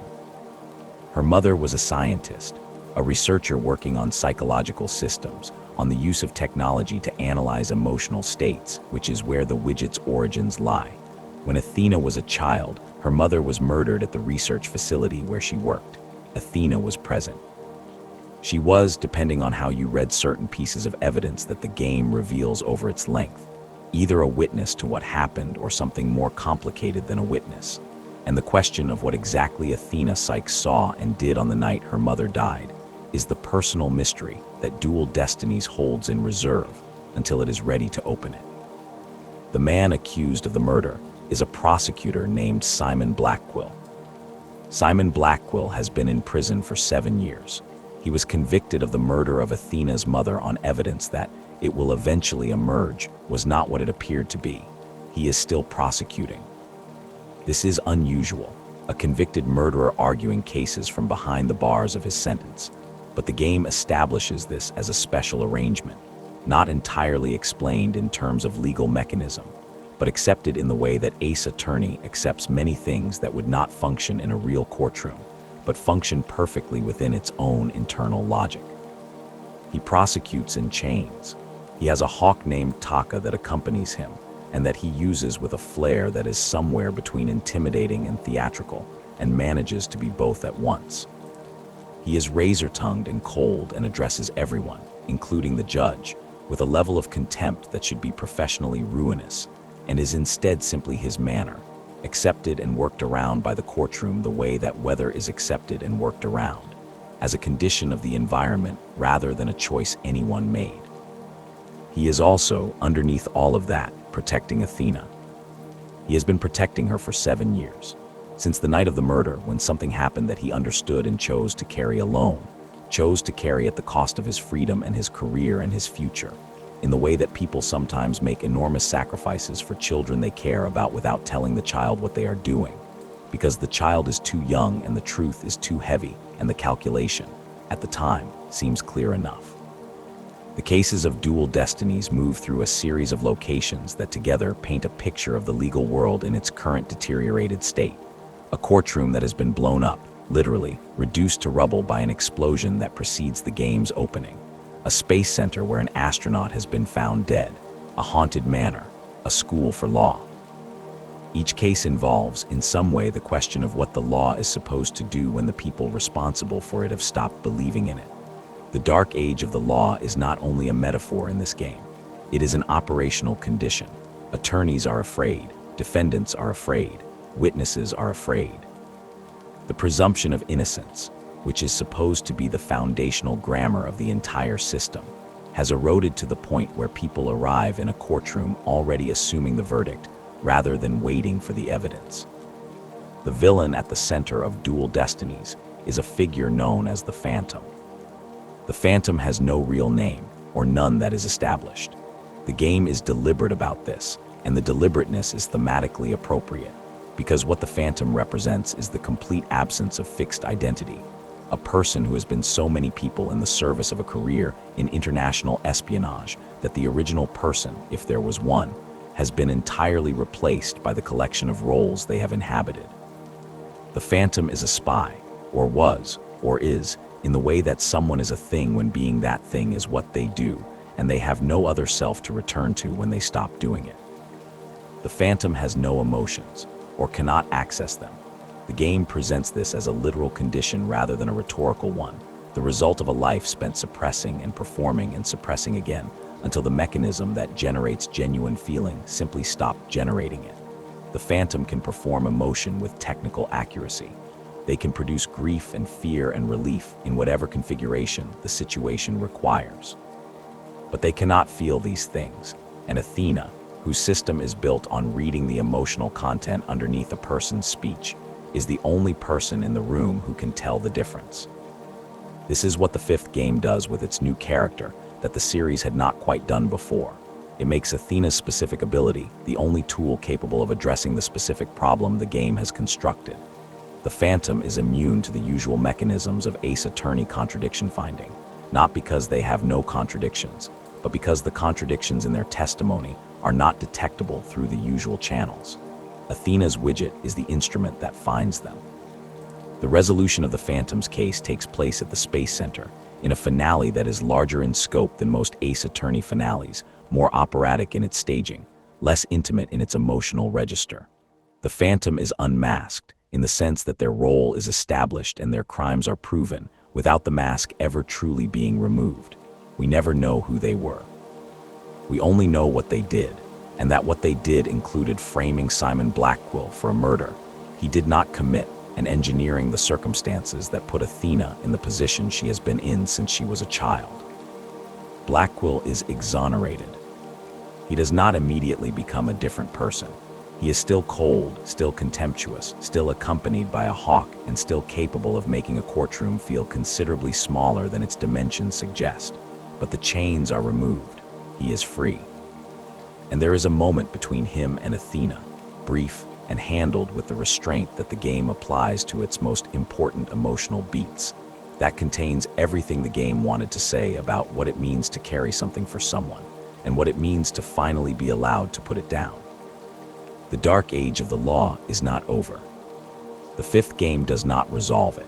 It could not, because the conditions that produced it are structural rather than individual, rooted in years of institutional failure rather than in the actions of any single person. And removing the Phantom from the board addresses the symptom rather than the disease. But Dual Destinies ends with something that feels, if not like resolution, then like the beginning of the possibility of it. A few attorneys in a single agency, arguing the right cases for the right reasons, slowly and imperfectly, and without any guarantee of success. Which is, in Ace Attorney, usually enough to start with. Section 8, Phoenix Wright, Ace Attorney Spirit of Justice, 2016. The sixth game takes Phoenix right out of the country. This is not, in the history of the series, an unprecedented structural choice, but it is the most committed version of it, because Spirit of Justice does not simply visit a foreign setting for a case or two. It relocates a significant portion of its action to an entirely different legal system, a different culture, a different set of assumptions about what the law is and what it is supposed to protect, and it uses that relocation to ask questions about the series' central concerns from an angle that the domestic Japanese-inflected courtroom could not quite provide. The country is called Kuroin. It is a mountainous kingdom, visually distinct from the urban environment of the main series, with architecture that suggests somewhere in the general geography of South Asia, filtered through the same theatrical heightening that the series applies to all of its settings, made more vivid than the real thing, more itself than any actual place could be. The culture of Kuroin is built around spirit channeling, which gives the Fae clan's abilities a wider context, a world in which what Maya and Pearl do is not unusual or exceptional but foundational, woven into the fabric of legal and religious life. The legal system of Kuroin has a specific feature that the game's plot turns on. Defense attorneys are not permitted. Or rather, they are permitted in theory and in history, but the current legal and political situation has made being a defense attorney in Kuroin a functional death sentence. There is a law called the Defense Culpability Act, which holds that if a defendant is found guilty, the attorney who defended them shares in the punishment. The punishment for most serious crimes is death. Defense attorneys, under this law, face execution alongside their clients if they lose. The result of this law is the complete absence of defense attorneys in Kuroin. not because there are no people with the training or the inclination, but because the rational calculation of self-interest produces a very clear answer when the alternative is death. People who might have been defense attorneys are something else instead. The defendants who come before the courts of Curuin stand alone, and the verdicts are delivered by a system that has been running without meaningful challenge for long enough that it has stopped even performing the appearance of uncertainty. The Queen of Curuin is a woman named Garin Sigatter Curuin. She is the person who enacted the Defense Culpability Act, and she is the person who has maintained it, and she is the person who will turn out to be, in the way that Ace Attorney villains turn out to be things, considerably more specific in her motivations than the broad strokes of tyranny would suggest. She is flanked by a prosecutor named Rafa Padma Curuin, who is the Crown Princess, young and formal and possessed of an ability called the divination seance that allows her to replay the final moments of a dead person's experience, the last sensory impressions they had before they died, as a kind of holographic testimony. The divination seance is beautiful, and it is also, as Ace Attorney mechanics tend to be, a source of contradiction. The seance shows what the victim experienced, but it shows it without interpretation, and the gap between what was seen and what it means is where the defense operates. Rafa presents the seance results as definitive, as she has been trained to, and Phoenix must find in them the thing that does not match what the prosecution claims happened. Maya is in Curuin. She has been there for months, continuing her spirit medium training, because the traditions of the Fae clan and the traditions of Curuin share deep roots, and the training available in Curuin is more advanced than what is available at Hazakura Temple. She is, when Phoenix arrives, already embedded in the culture, already known to certain people in the kingdom, and she is also, as the plot of the sixth game requires, in danger. Phoenix arrives for a visit. A murder occurs. He is the only person available to provide a defense. He does so, understanding the consequences if he loses, and the cases of spirit of justice proceed from there with the particular energy of a series that knows exactly what it is doing and has decided to do it in a new room with different furniture. Apollo Justice is in Curuin for reasons of his own. I Am is the part of the sixth game that the series had been building toward since Apollo's introduction in the fourth game, and it requires the patience that Ace Attorney rewards in its audience, the willingness to hold a question open across multiple games and multiple years, and trust that the answer, when it comes, will be worth the wait. Apollo is from Curuin, not in the superficial sense of having been born there and left early, in the deeper sense of being connected to it by blood and history, and a set of relationships whose implications have been sitting unexamined since he was a child. His mother is a woman named Dirk. Sadmad, his wife, and Dirk himself is a defense attorney, the only one in Curuin, operating in hiding, leading a resistance movement against the Defense Culpability Act from the position of a fugitive, wanted by the Crown, protected by a small group of people who believe in what he is doing enough to protect him at considerable personal risk. Dirk raised Apollo, not biologically, not in the technical sense, but in the actual sense, the day-to-day sense of someone who was present and consistent, and the person a child understood as the weight-bearing structure of their world. Apollo was sent away, sent to the country where the mainline games take place, sent toward a legal career in a place where defense attorneys were not executed for losing. He did not know for years the full story of where he came from. He learns it here. The learning is not painless. Dirk is dead by the time the full truth arrives. He has been killed, and his death is the center of a case that Apollo must argue, a case whose outcome will determine not only the verdict on a single charge, but the political future of Curuin, the future of the resistance, the future of the Defense Culpability Act itself. He is arguing for his father, in the practical sense, and for his country, in the broader sense, and for the idea that the law should protect people rather than process them, which is the idea that has animated the entire series from the first case in the first game. Phoenix is arguing in the other courtroom simultaneously. This structure, two attorneys in two courtrooms, working toward related truths at the same time, is one of the sixth game's most effective pieces of architecture. It says something about what the series has grown into, that it can sustain two protagonists arguing two cases in parallel and have both cases matter, both personal stakes feel real, both outcomes feel earned. Phoenix has been the center of everything for so long, and Apollo has been growing towards something since his introduction. And Spirit of Justice is the game that gives Apollo the moment that was always coming, the moment where the story is fully and irrevocably his. He wins. He wins in the way that Ace Attorney protagonists win, through patience and attention and the willingness to follow a contradiction wherever it leads, which in this case leads to the Queen herself, to the specific nature of her motivation for maintaining the Defense Culpability Act, which is not political calculation alone, but something more personal and more fragile, the protection of a secret that goes back decades, to the original institution of the law and what was done to ensure that the person who done it could never be challenged. The Queen is exposed, the act is repealed. The resistance, which has been fighting for this outcome at the cost of lives and years and freedom, achieves what it was fighting for, which does not mean that everyone who fought for it is still alive to see it, because the series has never been sentimental about that particular question. Apollo stays in Curon. This is the ending that the game gives him, and it is the right ending, because Apollo Justice's story was always a story about where a person comes from, and what that origin demands of them, and what it demands of him is this.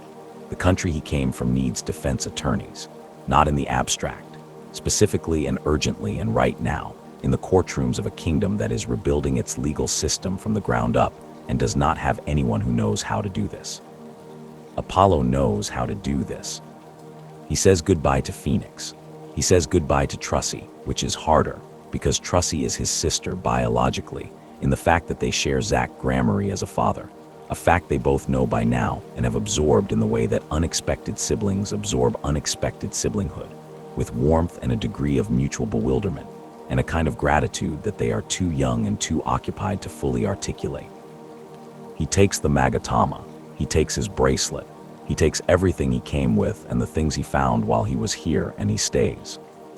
Phoenix flies home. Maya comes with him. She has been away for long enough that she is ready to come back, or as ready as a person ever is to return to a place that contains both the best and the hardest things about who they are. She is older than when she left. She has trained. She has seen a legal system that was worse than the one she grew up in and watched it begin to be repaired, which is a different kind of education than the one she got in any temple or any courtroom. She walks back into the office. The chair is still there. It has always been there. Section 9, The Great Ace Attorney Chronicles, 2015 to 2017. Before Phoenix Wright, before Apollo Justice, before the Fae clan and the DL6 incident and the dark age of the law and everything that grew from those roots, there was something else. There was a young man named Ryunosuke Naruhodo, and there was a city that was not yet the city we know, and there was a courtroom that operated under different rules in a different century, and there was a partnership that would turn out to be one of the most important relationships in the entire history of a series built on important relationships. The Great Ace Attorney Chronicles is a duology, 2 games released in Japan in 2015 and 2017, and brought to Western audiences together in 2021, and it exists in a category of its own within the series.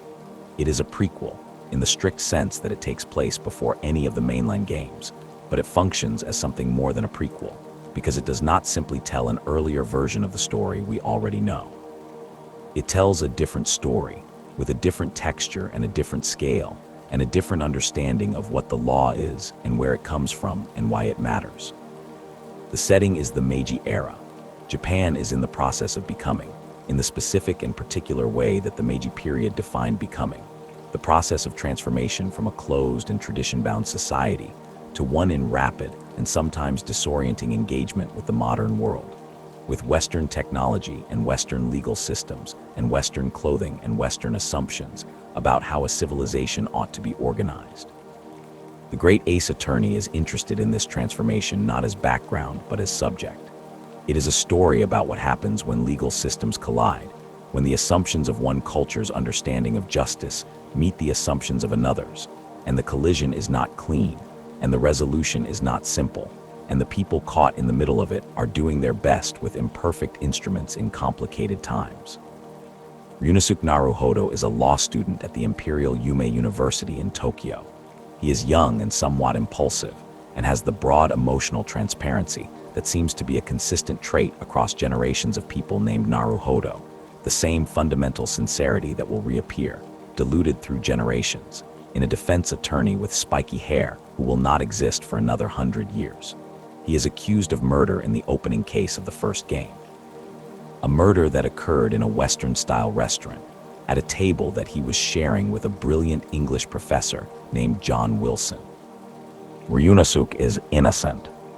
He argues his own case because there is no defense attorney available to argue it for him, and the arguing of it introduces the mechanics of the series in a new historical context that is both familiar and different. Familiar in the structure of testimony and contradiction, and the search for what actually happened, different in the setting and the cultural weight of what is at stake. The case resolves and something else begins. The professor who was at the table, the brilliant English academic who was present during the incident, was not John Wilson. He was Sherlock Sholmes. The name is a deliberate and cheerful alteration of the most famous detective in the English language, made necessary by the ongoing copyright landscape of Arthur Conan Doyle's estate at the time of the game's development, and it is handled by the game with a lightness that acknowledges the joke while not letting the joke undermine the character. Sherlock Sholmes is, in every way that matters, Sherlock Holmes. He lives on Burt Street. He plays the violin.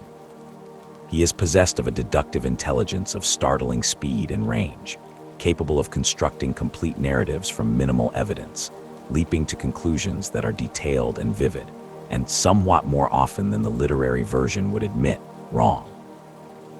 The Great Ace Attorney's version of Sholmes has a specific relationship to wrongness that becomes one of the game's most beloved mechanics. He performs his deductions with absolute confidence, presenting them fully formed and compellingly rendered, and then Ryunosuke must find the specific point at which the deduction went sideways and redirect it toward the correct conclusion. This is called the dance of deduction, and it plays as a kind of collaborative puzzle, two people examining the same evidence and adjusting the interpretation until the shape of the truth emerges. It is also as a dynamic between characters, one of the warmest things in the series. Sholmes is not embarrassed by his incorrect deductions. He receives Ryunosuke's corrections with something between delight and encouragement, as though the correction is the point, as though he was presenting the wrong answer specifically to give Ryunosuke the opportunity to find the right one. Whether this is true, whether Sholmes is performing wrongness deliberately as a pedagogical tool, is a question the games leave pleasantly open. Ryunosuke travels to England.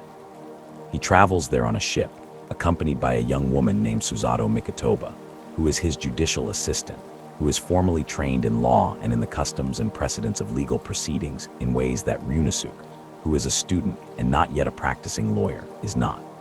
Suzato is precise and composed and carries a paper fan that she uses for emphasis in ways that become quietly comic over the course of the game. She is also, as the game gradually reveals, connected to the larger mystery at the center of the Chronicles in ways that are deeply personal. Her father is Eugen Mikotoba. He is a doctor, a forensic scientist, a man of considerable academic accomplishment, and he has a history with England that he has not fully shared with his daughter, a history that is connected to the conspiracy that sits at the heart of the Chronicles and that has been developing across years and decades, and is only now, in the time frame of the games, approaching the moment when it must be resolved. England in the Great Ace Attorney is Victorian England, which is to say it is the England of a particular mythology as much as a historical reality. Fog on the Thames, and gas lamps and carriages on cobblestone streets, and the particular class consciousness of a society that has organized itself around the question of who belongs where and is making everyone uncomfortable with the answer. It is also, in the game's rendering, a place of genuine beauty and genuine darkness in roughly equal measure, atmospheric in ways that suit the slow and melancholy tone of the best cases. The English legal system, as the game presents it, is a jury trial system. There are 12 jurors, ordinary citizens, who sit in a box and deliver verdicts, and who can be polled mid-trial if the evidence seems sufficiently overwhelming, a mechanism called the jury summons that functions as a kind of escalating pressure on the defense, the possibility at any moment that the jury will simply decide they have heard enough and deliver a guilty verdict before all the evidence has been presented. This is the mechanic that makes the English courtrooms feel different from the Japanese ones. The judge in the Japanese system is predictable in his eccentricities, familiar, manageable. The jury is 12 separate personalities, 12 separate interpretive frameworks, 12 separate ways of being wrong about what they just heard, and they must be addressed and persuaded not as a unit, but as a collection of individuals who will respond to different things. Sholmes is a Londoner. He is at home in this city in the way that people are at home in cities that have formed them, comfortable with its specific rhythms, aware of its particular social machinery, using both in his work with the ease of long habit. His apartment at 221B is populated in the game by a young girl named Iris Wilson. Iris Wilson is 9 or 10 years old. She is a prodigy, a person of extraordinary intellectual gifts who has spent those gifts on scientific and literary work that would be remarkable in an adult and is almost incomprehensible in someone her age. She lives with Sholmes and writes detailed accounts of his cases, and is, in the interaction between her and Ryunosuke, one of the most immediately endearing presences in the entire series, warm and direct and possessed of a kind of social honesty that children have when they have not yet learned to soften observations in order to manage other people's feelings. She is also connected to the mystery. The mystery is this. Some years before the games begin, a joint academic and legal exchange was established between Japan and England. The formal name of this exchange and its specific institutional structure are less important than what it produced, which was a sustained period of contact between the Japanese and English legal and scientific communities, a period during which certain things happened that people in positions of power decided should not become public knowledge. What happened involves a professor, a man of considerable reputation, one of the most respected legal minds in England, a figure who shaped the direction of English jurisprudence through his teaching and his writing and his personal connections to the people who made decisions about how the law worked. His name is Male Strongheart. He is, when we encounter him in the games, the Chief Justice of England, which is perhaps the highest position in the legal system, a man so central to the institution that the institution has become, over decades, somewhat shaped around the specific contours of his beliefs and his ambitions. He is the architect of the conspiracy. The conspiracy is about a deal struck years ago between Strongheart and a criminal organization whose reach extends across the legal system and into the academic world and into the specific lives of the characters the game has been building relationships with. The deal produced certain outcomes that suited Strongheart's ambitions for the English legal system and produced other outcomes that were simply wrong, simply the kind of thing that happens when someone in power decides that the ends justify the means and then discovers, too late or never, that the means become the ends over time. The cases of the Great Ace Attorney move through London with a care and an attention to environment that the mainline games, rooted in a contemporary urban setting, rarely achieve. Each case has a specific geography, a specific atmosphere, a specific relationship to the city around it. There are cases set in fog, cases set in theaters, cases that take place in the corridors of institutions that look solid and permanent from the outside, and are revealed, case by case, to be built on foundations that are less stable than they appear. In the final cases of the second Chronicles game, the resolve of Ryunosuke Narunodo, bringing together every thread the duology has been laying for 6 games worth of content, because the Chronicles span 10 cases across 2 games, and each case is long and dense, and built with the specific craft of a series that has been doing this for 15 years and knows exactly how to pace a revelation. Ryunosuke learns who he is in the context of this story, not in the philosophical sense, though that too, but in the specific sense of understanding what brought him to England, what connection exists between his family and the people he has met, what the legal exchange was actually about, and what his presence in the courtrooms of Victorian London means in the larger frame of what was done and what needs to be undone. Iris Wilson is connected to Eugen Mikotoba in a way that changes the understanding of her presence in the story. Sholmes knows more than he has been saying, in the way that Sholmes always knows more than he has been saying, which is a truth about the character that the game holds steady, and then pays off in the final cases, with a set of revelations that recontextualize everything he said and did across the entire duology. Strongheart falls, not easily and not through a single decisive confrontation, but through the same mechanism that every Ace Attorney villain falls through, the accumulation of contradictions, the slow and patient mapping of the gap between the story that was told and the story that actually happened, until the gap is wide enough that no amount of authority or position or institutional weight can bridge it. The final verdict is not the last thing the games say. The last thing the Great Ace Attorney says is about legacy, about what passes between people across time, about the specific way in which a young Japanese law student arguing cases in Victorian London, losing and learning and gradually finding the thread, becomes part of a longer history than he knew he was entering. The Naruhodo name will continue. The principles he argued for will continue imperfectly through institutions that will take generations to fully reform. The partnership between him and Sholmes will become part of the mythology of both their countries, filtered through Iris Wilson's written accounts, distorted by time and retelling into something more legendary than the actual events, which were muddy and complicated and won by smaller margins than the legend suggests. 100 years later, a young man with spiky hair will stand in a very different courtroom and argue cases using the same fundamental belief that brought Ryunosuke Naruhodo to England: that the truth has a shape, that contradictions are not obstacles but invitations, that the law at its best is not a mechanism for producing outcomes but a process for finding what actually happened, and that finding what actually happened is always, regardless of how long it takes or what it costs, worth doing. The Great Ace Attorney Chronicles is the longest, and in many ways the most ambitious thing the series has produced. It is also, for a certain kind of player, the most rewarding, because it rewards everything the series has asked of its audience: the patience and the attention and the willingness to hold questions open across a very long time. And it pays those qualities back with a story that feels complete in the way that very few long stories feel complete, as though the ending was always there, waiting at the end of a path that was laid piece by piece across every case that came before it. It is a remarkable thing. And it began, like everything in this series, with someone standing in a courtroom, alone, not entirely sure what they were doing, following a contradiction wherever it led. Section 10, Investigations and the Side Lore. There is a version of the Ace Attorney story that exists slightly to the side of the main one.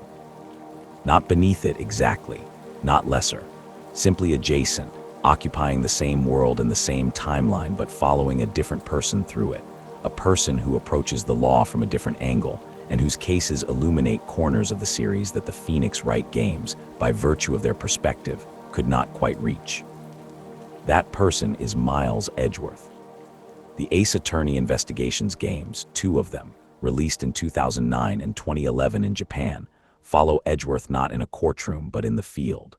The investigation, which in the mainline games is something that happens between courtroom sessions, a necessary preparation for the argument that follows, becomes in these games the primary mode.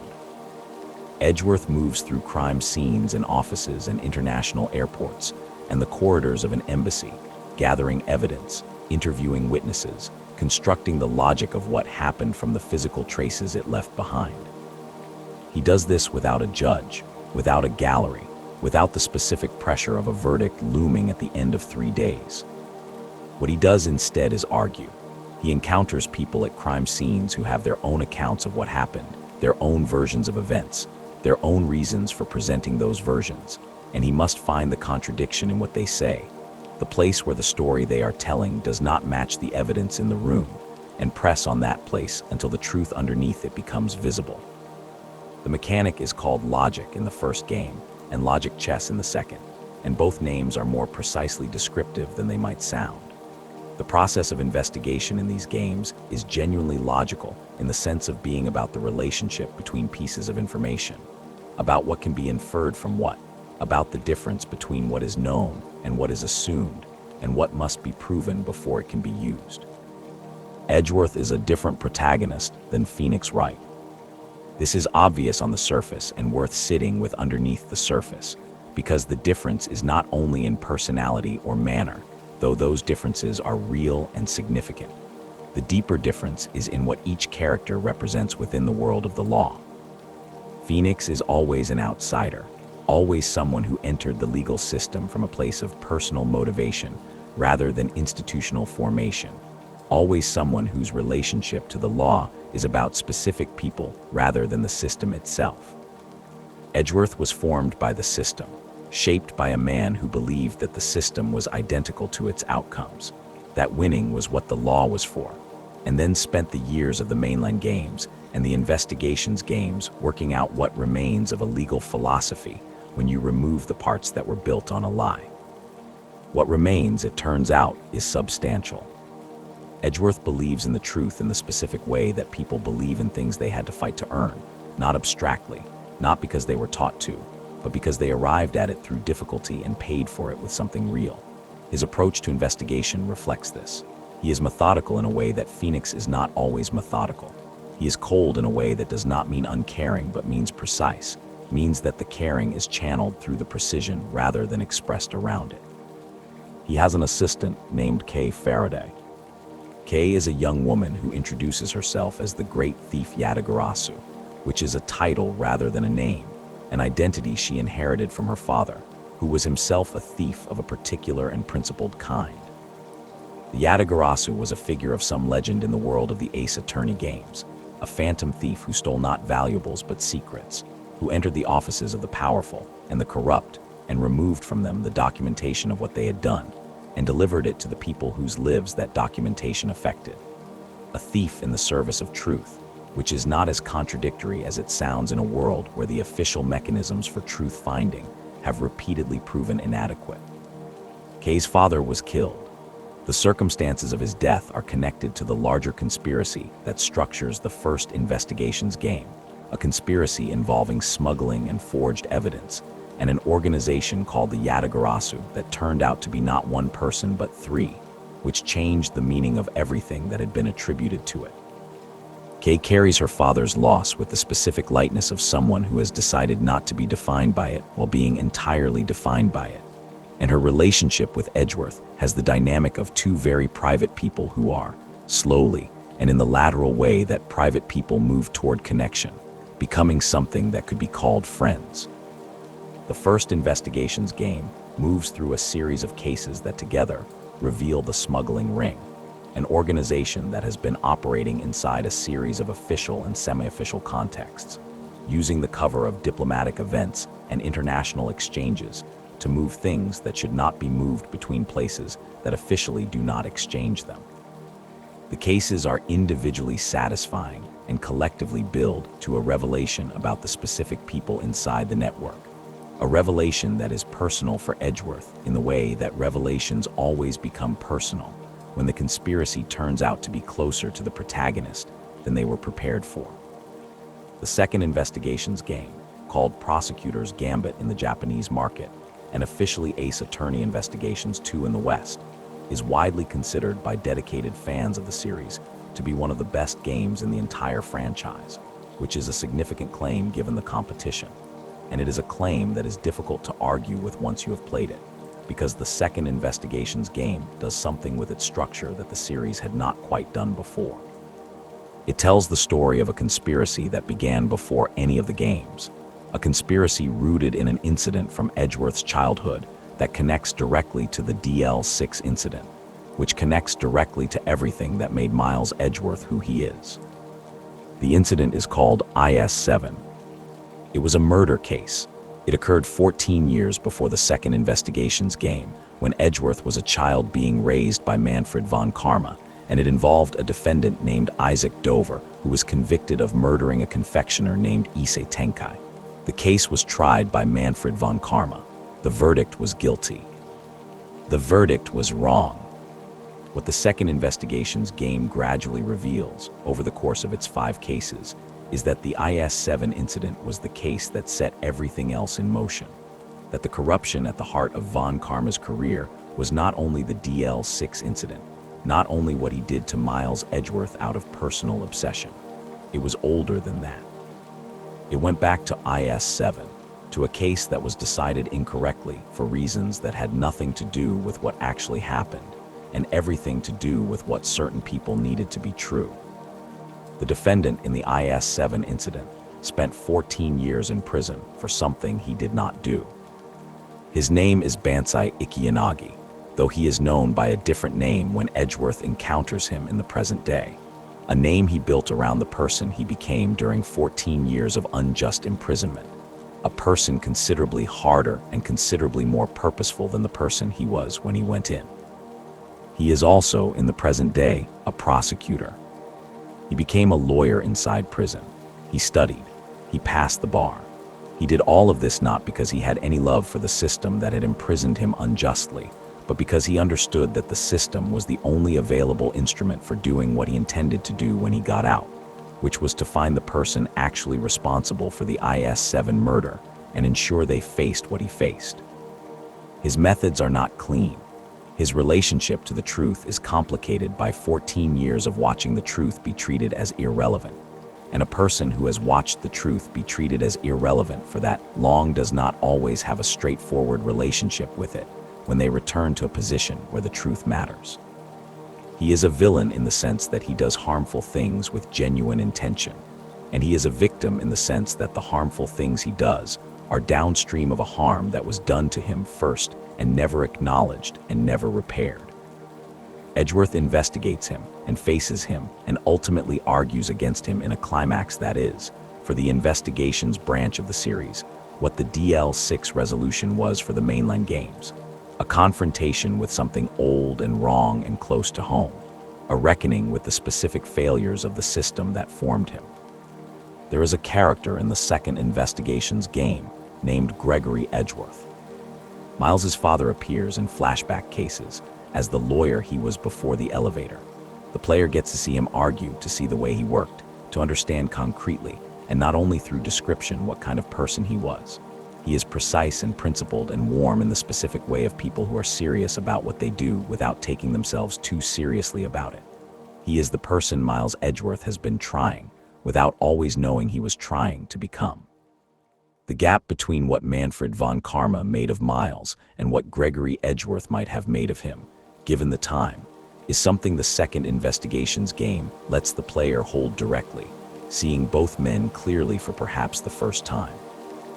The cases of the investigations games also expand the world laterally, introducing characters and institutions and corners of the legal and criminal world that the mainline games referenced without fully exploring. There are international elements, diplomatic complications, the specific texture of criminal organizations that operate across borders and inside the gaps between jurisdictions. There are prosecutors from other countries, defense attorneys with their own histories, detectives and witnesses and defendants who feel like people the world produced rather than people a story required. The supporting cast of the investigations games is among the series' most loved. Franziska von Karma appears, still carrying her riding crop, still possessed of the particular energy of someone managing a great deal of feeling through a great deal of precision. Her relationship with Edgeworth in these games has softened from what it was in the mainline series, which is not to say it has become simple, because nothing about Franziska is simple, but she is visible here as a person who is working out who she is in the absence of the father who defined her, and that work is quiet and ongoing, and the games treat it with respect. Detective Gumshoe is present, large and sincere and entirely himself, which is all anyone has ever asked of him and all he has ever needed to be. And somewhere in the connective tissue of all of it, in the cases and the investigations and the slow reconstruction of a career that was built on something wrong and is now being rebuilt on something that might hold weight, Miles Edgeworth is becoming himself. Not von Karma's instrument, not Gregory Edgeworth's ghost. Himself. It takes a long time. It takes more games than most characters get, and it is still, at the end of all of it, something that feels ongoing rather than complete, the way becoming yourself is always ongoing and never quite complete. But the direction is right. And in Ace Attorney, the direction is usually enough. Section 11, Fan Theories, Dark Corners and Unanswered Questions. Every long story leaves things open. not always intentionally. Sometimes the openings are gaps, places where the construction was not quite tight enough, where the logic of one game did not perfectly account for a detail from another, where a character's fate was left unaddressed not because the silence was meaningful, but because the story moved on and did not look back. But sometimes the openings are deliberate, choices made by writers who understood that a question held open is often more powerful than a question answered, that the space a mystery creates in the imagination of the audience is a kind of collaboration, an invitation to continue the story in the directions the official version chose not to go. Ace Attorney has both kinds of openings, and the community that has grown around these games over 20+ years has filled them with theories, with analyses, with careful reconstructions of what might have happened in the gaps the games left behind, with interpretations of character and motive and event that sometimes illuminate the official text and sometimes diverge from it entirely. We will walk through some of the most enduring of them here slowly, in the way this channel walks through everything, with attention and without urgency. The first and perhaps most persistently discussed question in the Ace Attorney fan community is this: is Dahlia Hawthorne truly gone?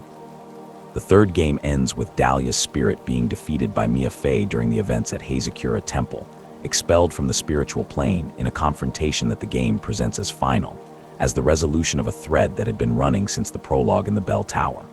She is gone. The game says so, in the way that Ace Attorney games say things, through testimony and verdict and the specific stillness that follows a courtroom's final word.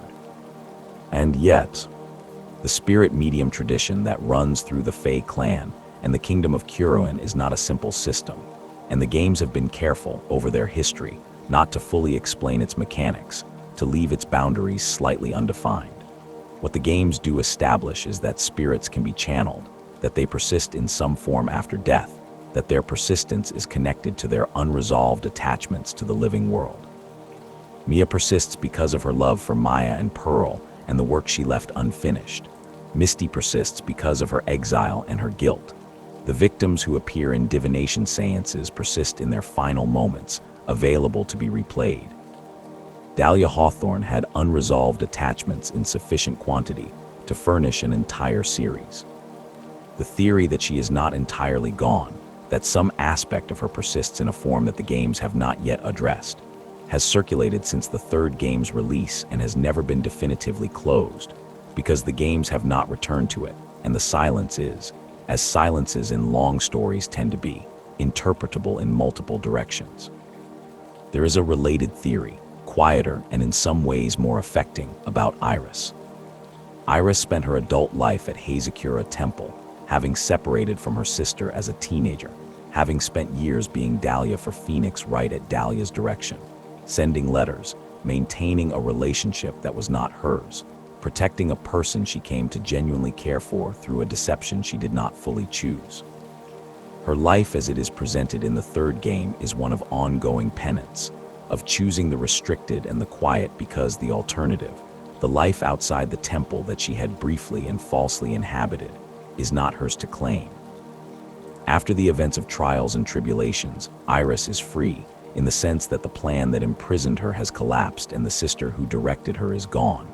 But the games do not tell us what she does with that freedom. She is present at the end of the third game, and then she is absent from the fourth, fifth, sixth, and the Chronicles without explanation or acknowledgement. The fan community has spent considerable time on this absence. Some theories hold that Iris left Hazakura Temple after the trial, that she built a life somewhere else, that she and Phoenix have some kind of ongoing relationship that the games elected not to depict because its depiction would complicate the clean emotional endings of the games that followed. The evidence for this is thin but present, in the form of a few lines of dialogue in the third game that suggest Phoenix's feelings toward Iris, though those feelings are complicated by the history of Dahlia wearing Iris's face. Other theories hold that Iris remained at the temple, that the quiet and the restriction she chose as penance became simply the quiet and the restriction she chose, that the life she built around what she had done is the life she continued to inhabit when there was no longer any external reason to maintain it.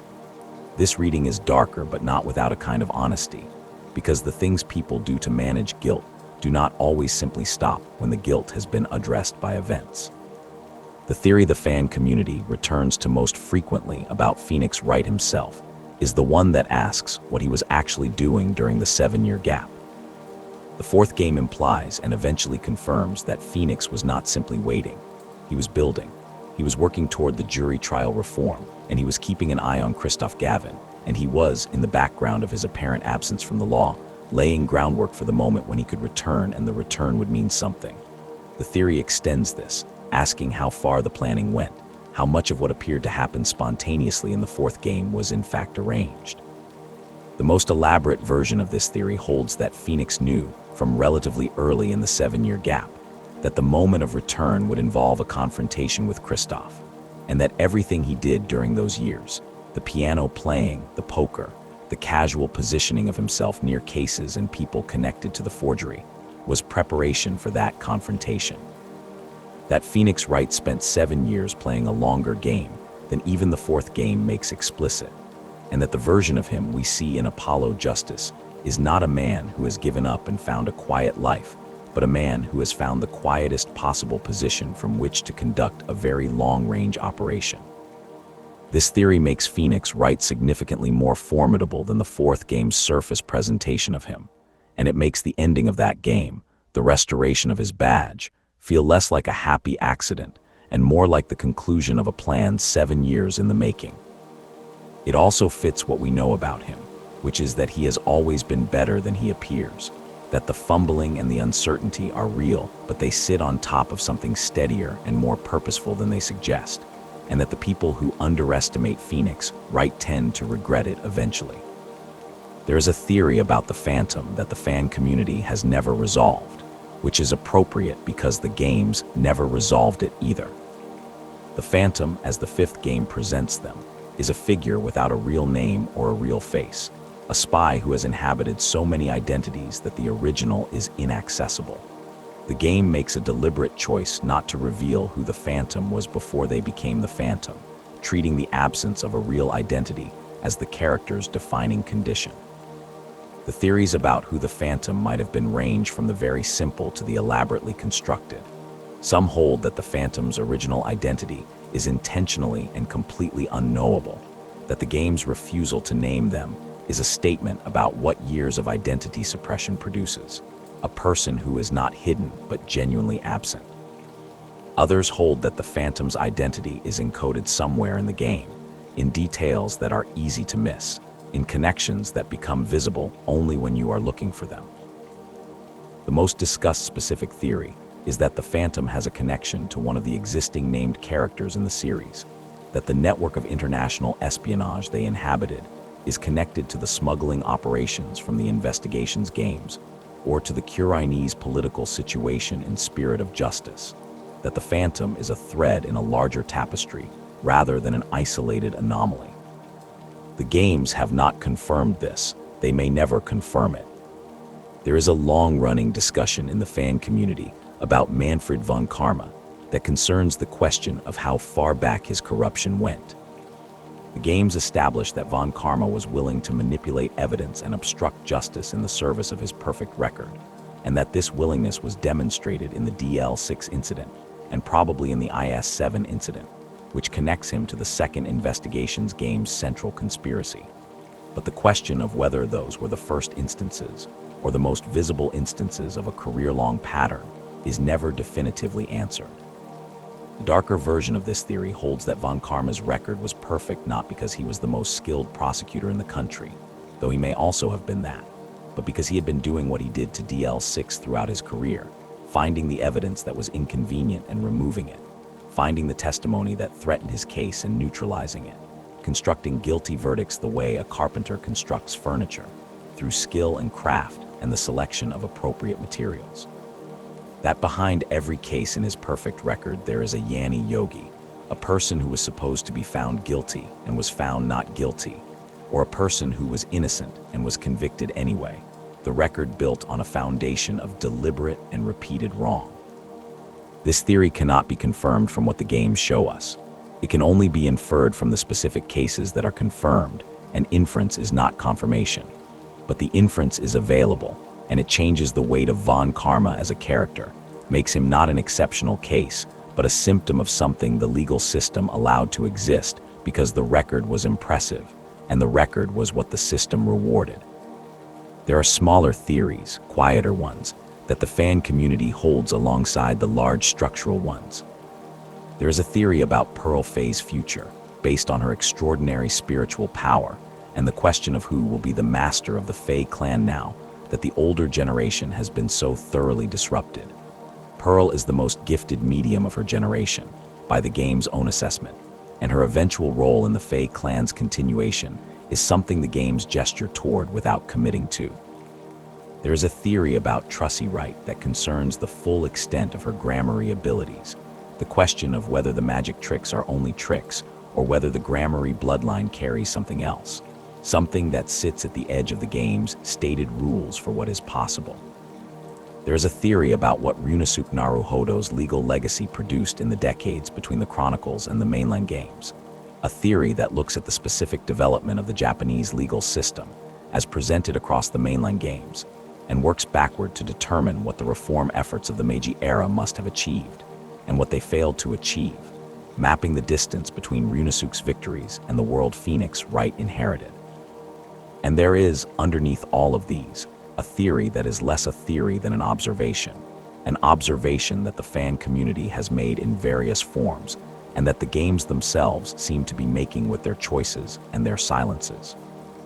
The observation is this: every generation in Ace Attorney inherits something from the generation before it, not the good things only, the mistakes, the corruptions, the cases that were decided wrong, the evidence that was buried, the guilt that was transferred to the wrong people, the grief that was never fully processed and therefore never fully discharged. Manfred von Karma's corruption produced Miles Edgeworth's confusion, produced the DL6 case being reopened, produced the events of the first game. The IS-7 incident's wrongful conviction produced a man who spent 14 years in prison and came out with a particular understanding of justice that made him dangerous. The Defense Culpability Act produced generations of Curanese citizens who stood in court alone, and Apollo Justice arrived in a country shaped by that specific absence, and what he did there will produce something in the generations that follow him. The law in Ace Attorney is always trying to catch up with the past.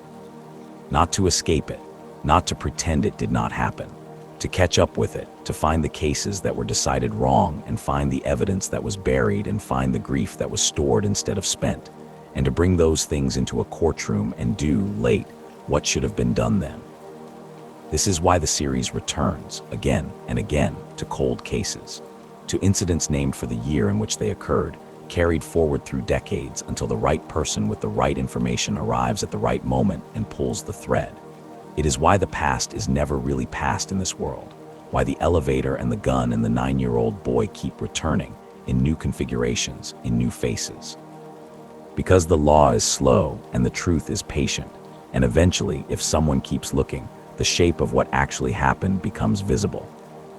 That is what these games believe.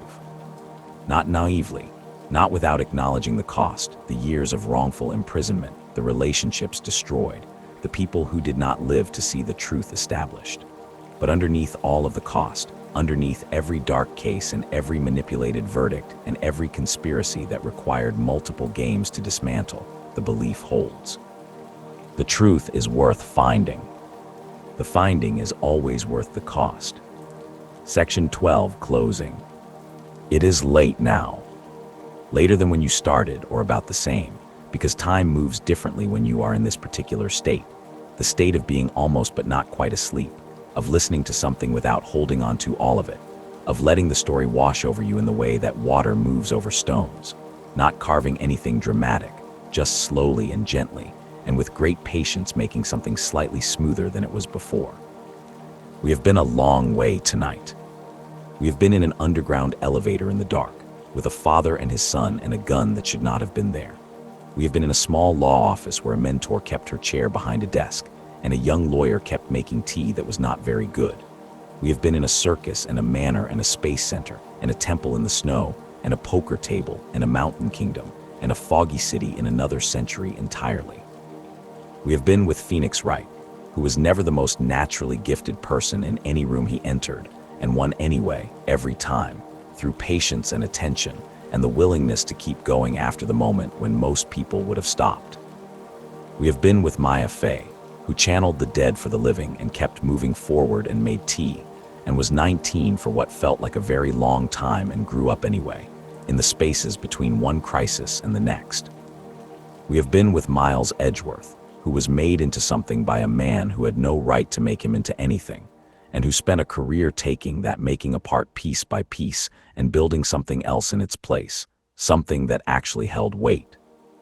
We have been with Apollo Justice, who shouted affirmations at himself in his own head, because sometimes you need to hear something enough times before you believe it, and who stayed in a country that needed him because staying was what the situation required, and he had learned by the time it mattered to do what the situation required. We have been with Athena Sykes, who could hear the difference between what a person said and what their voice was doing when they said it, and who used that gift in service of a system that had not always been worth serving and decided, in the end, that the system was worth improving even when it was not yet worth admiring. We have been with Ryunosuke Naruhodo, in Fog and Gaslight, finding the truth in a foreign country 100 years before any of the others were born, laying something down that would persist long after he was gone. We have been with Mia Fey, who faced Dahlia Hawthorne across a spiritual plane and won, not because she was more powerful, but because the love she carried was more durable than the hatred she was facing. And that is the most Ace Attorney reason anyone has ever won anything. The thing about this series, the thing that is difficult to articulate fully and easy to feel if you have spent time with it, is that it believes in something. A lot of stories believe in things. A lot of stories have themes and theses and moral frameworks and points they are making about the human condition. What is slightly rarer, what Ace Attorney has in a way that sits differently than most, is that the belief is not in a world where good things happen. It is not optimism in the sense of expecting good outcomes. The outcomes in Ace Attorney are often late and costly and arrived at through circumstances that should not have been necessary. The belief is in the process, in the specific, slow, imperfect human process of trying to find out what actually happened, of standing in a room with contradictory evidence and refusing to accept that the contradiction is the end of the inquiry rather than the beginning of it, of asking one more question when every reasonable assessment says the case is over, of following the thread.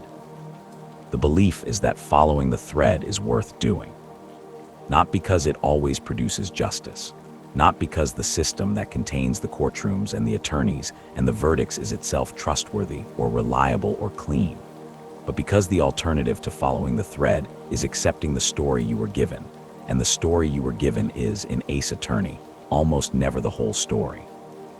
There is always something underneath. There is always a gun someone hid, a pendant someone gave away to protect a secret, a piece of forged evidence that seemed to come from nowhere, a child sitting in the dark with something they do not yet have the language to describe. And there is always, eventually, someone who finds it.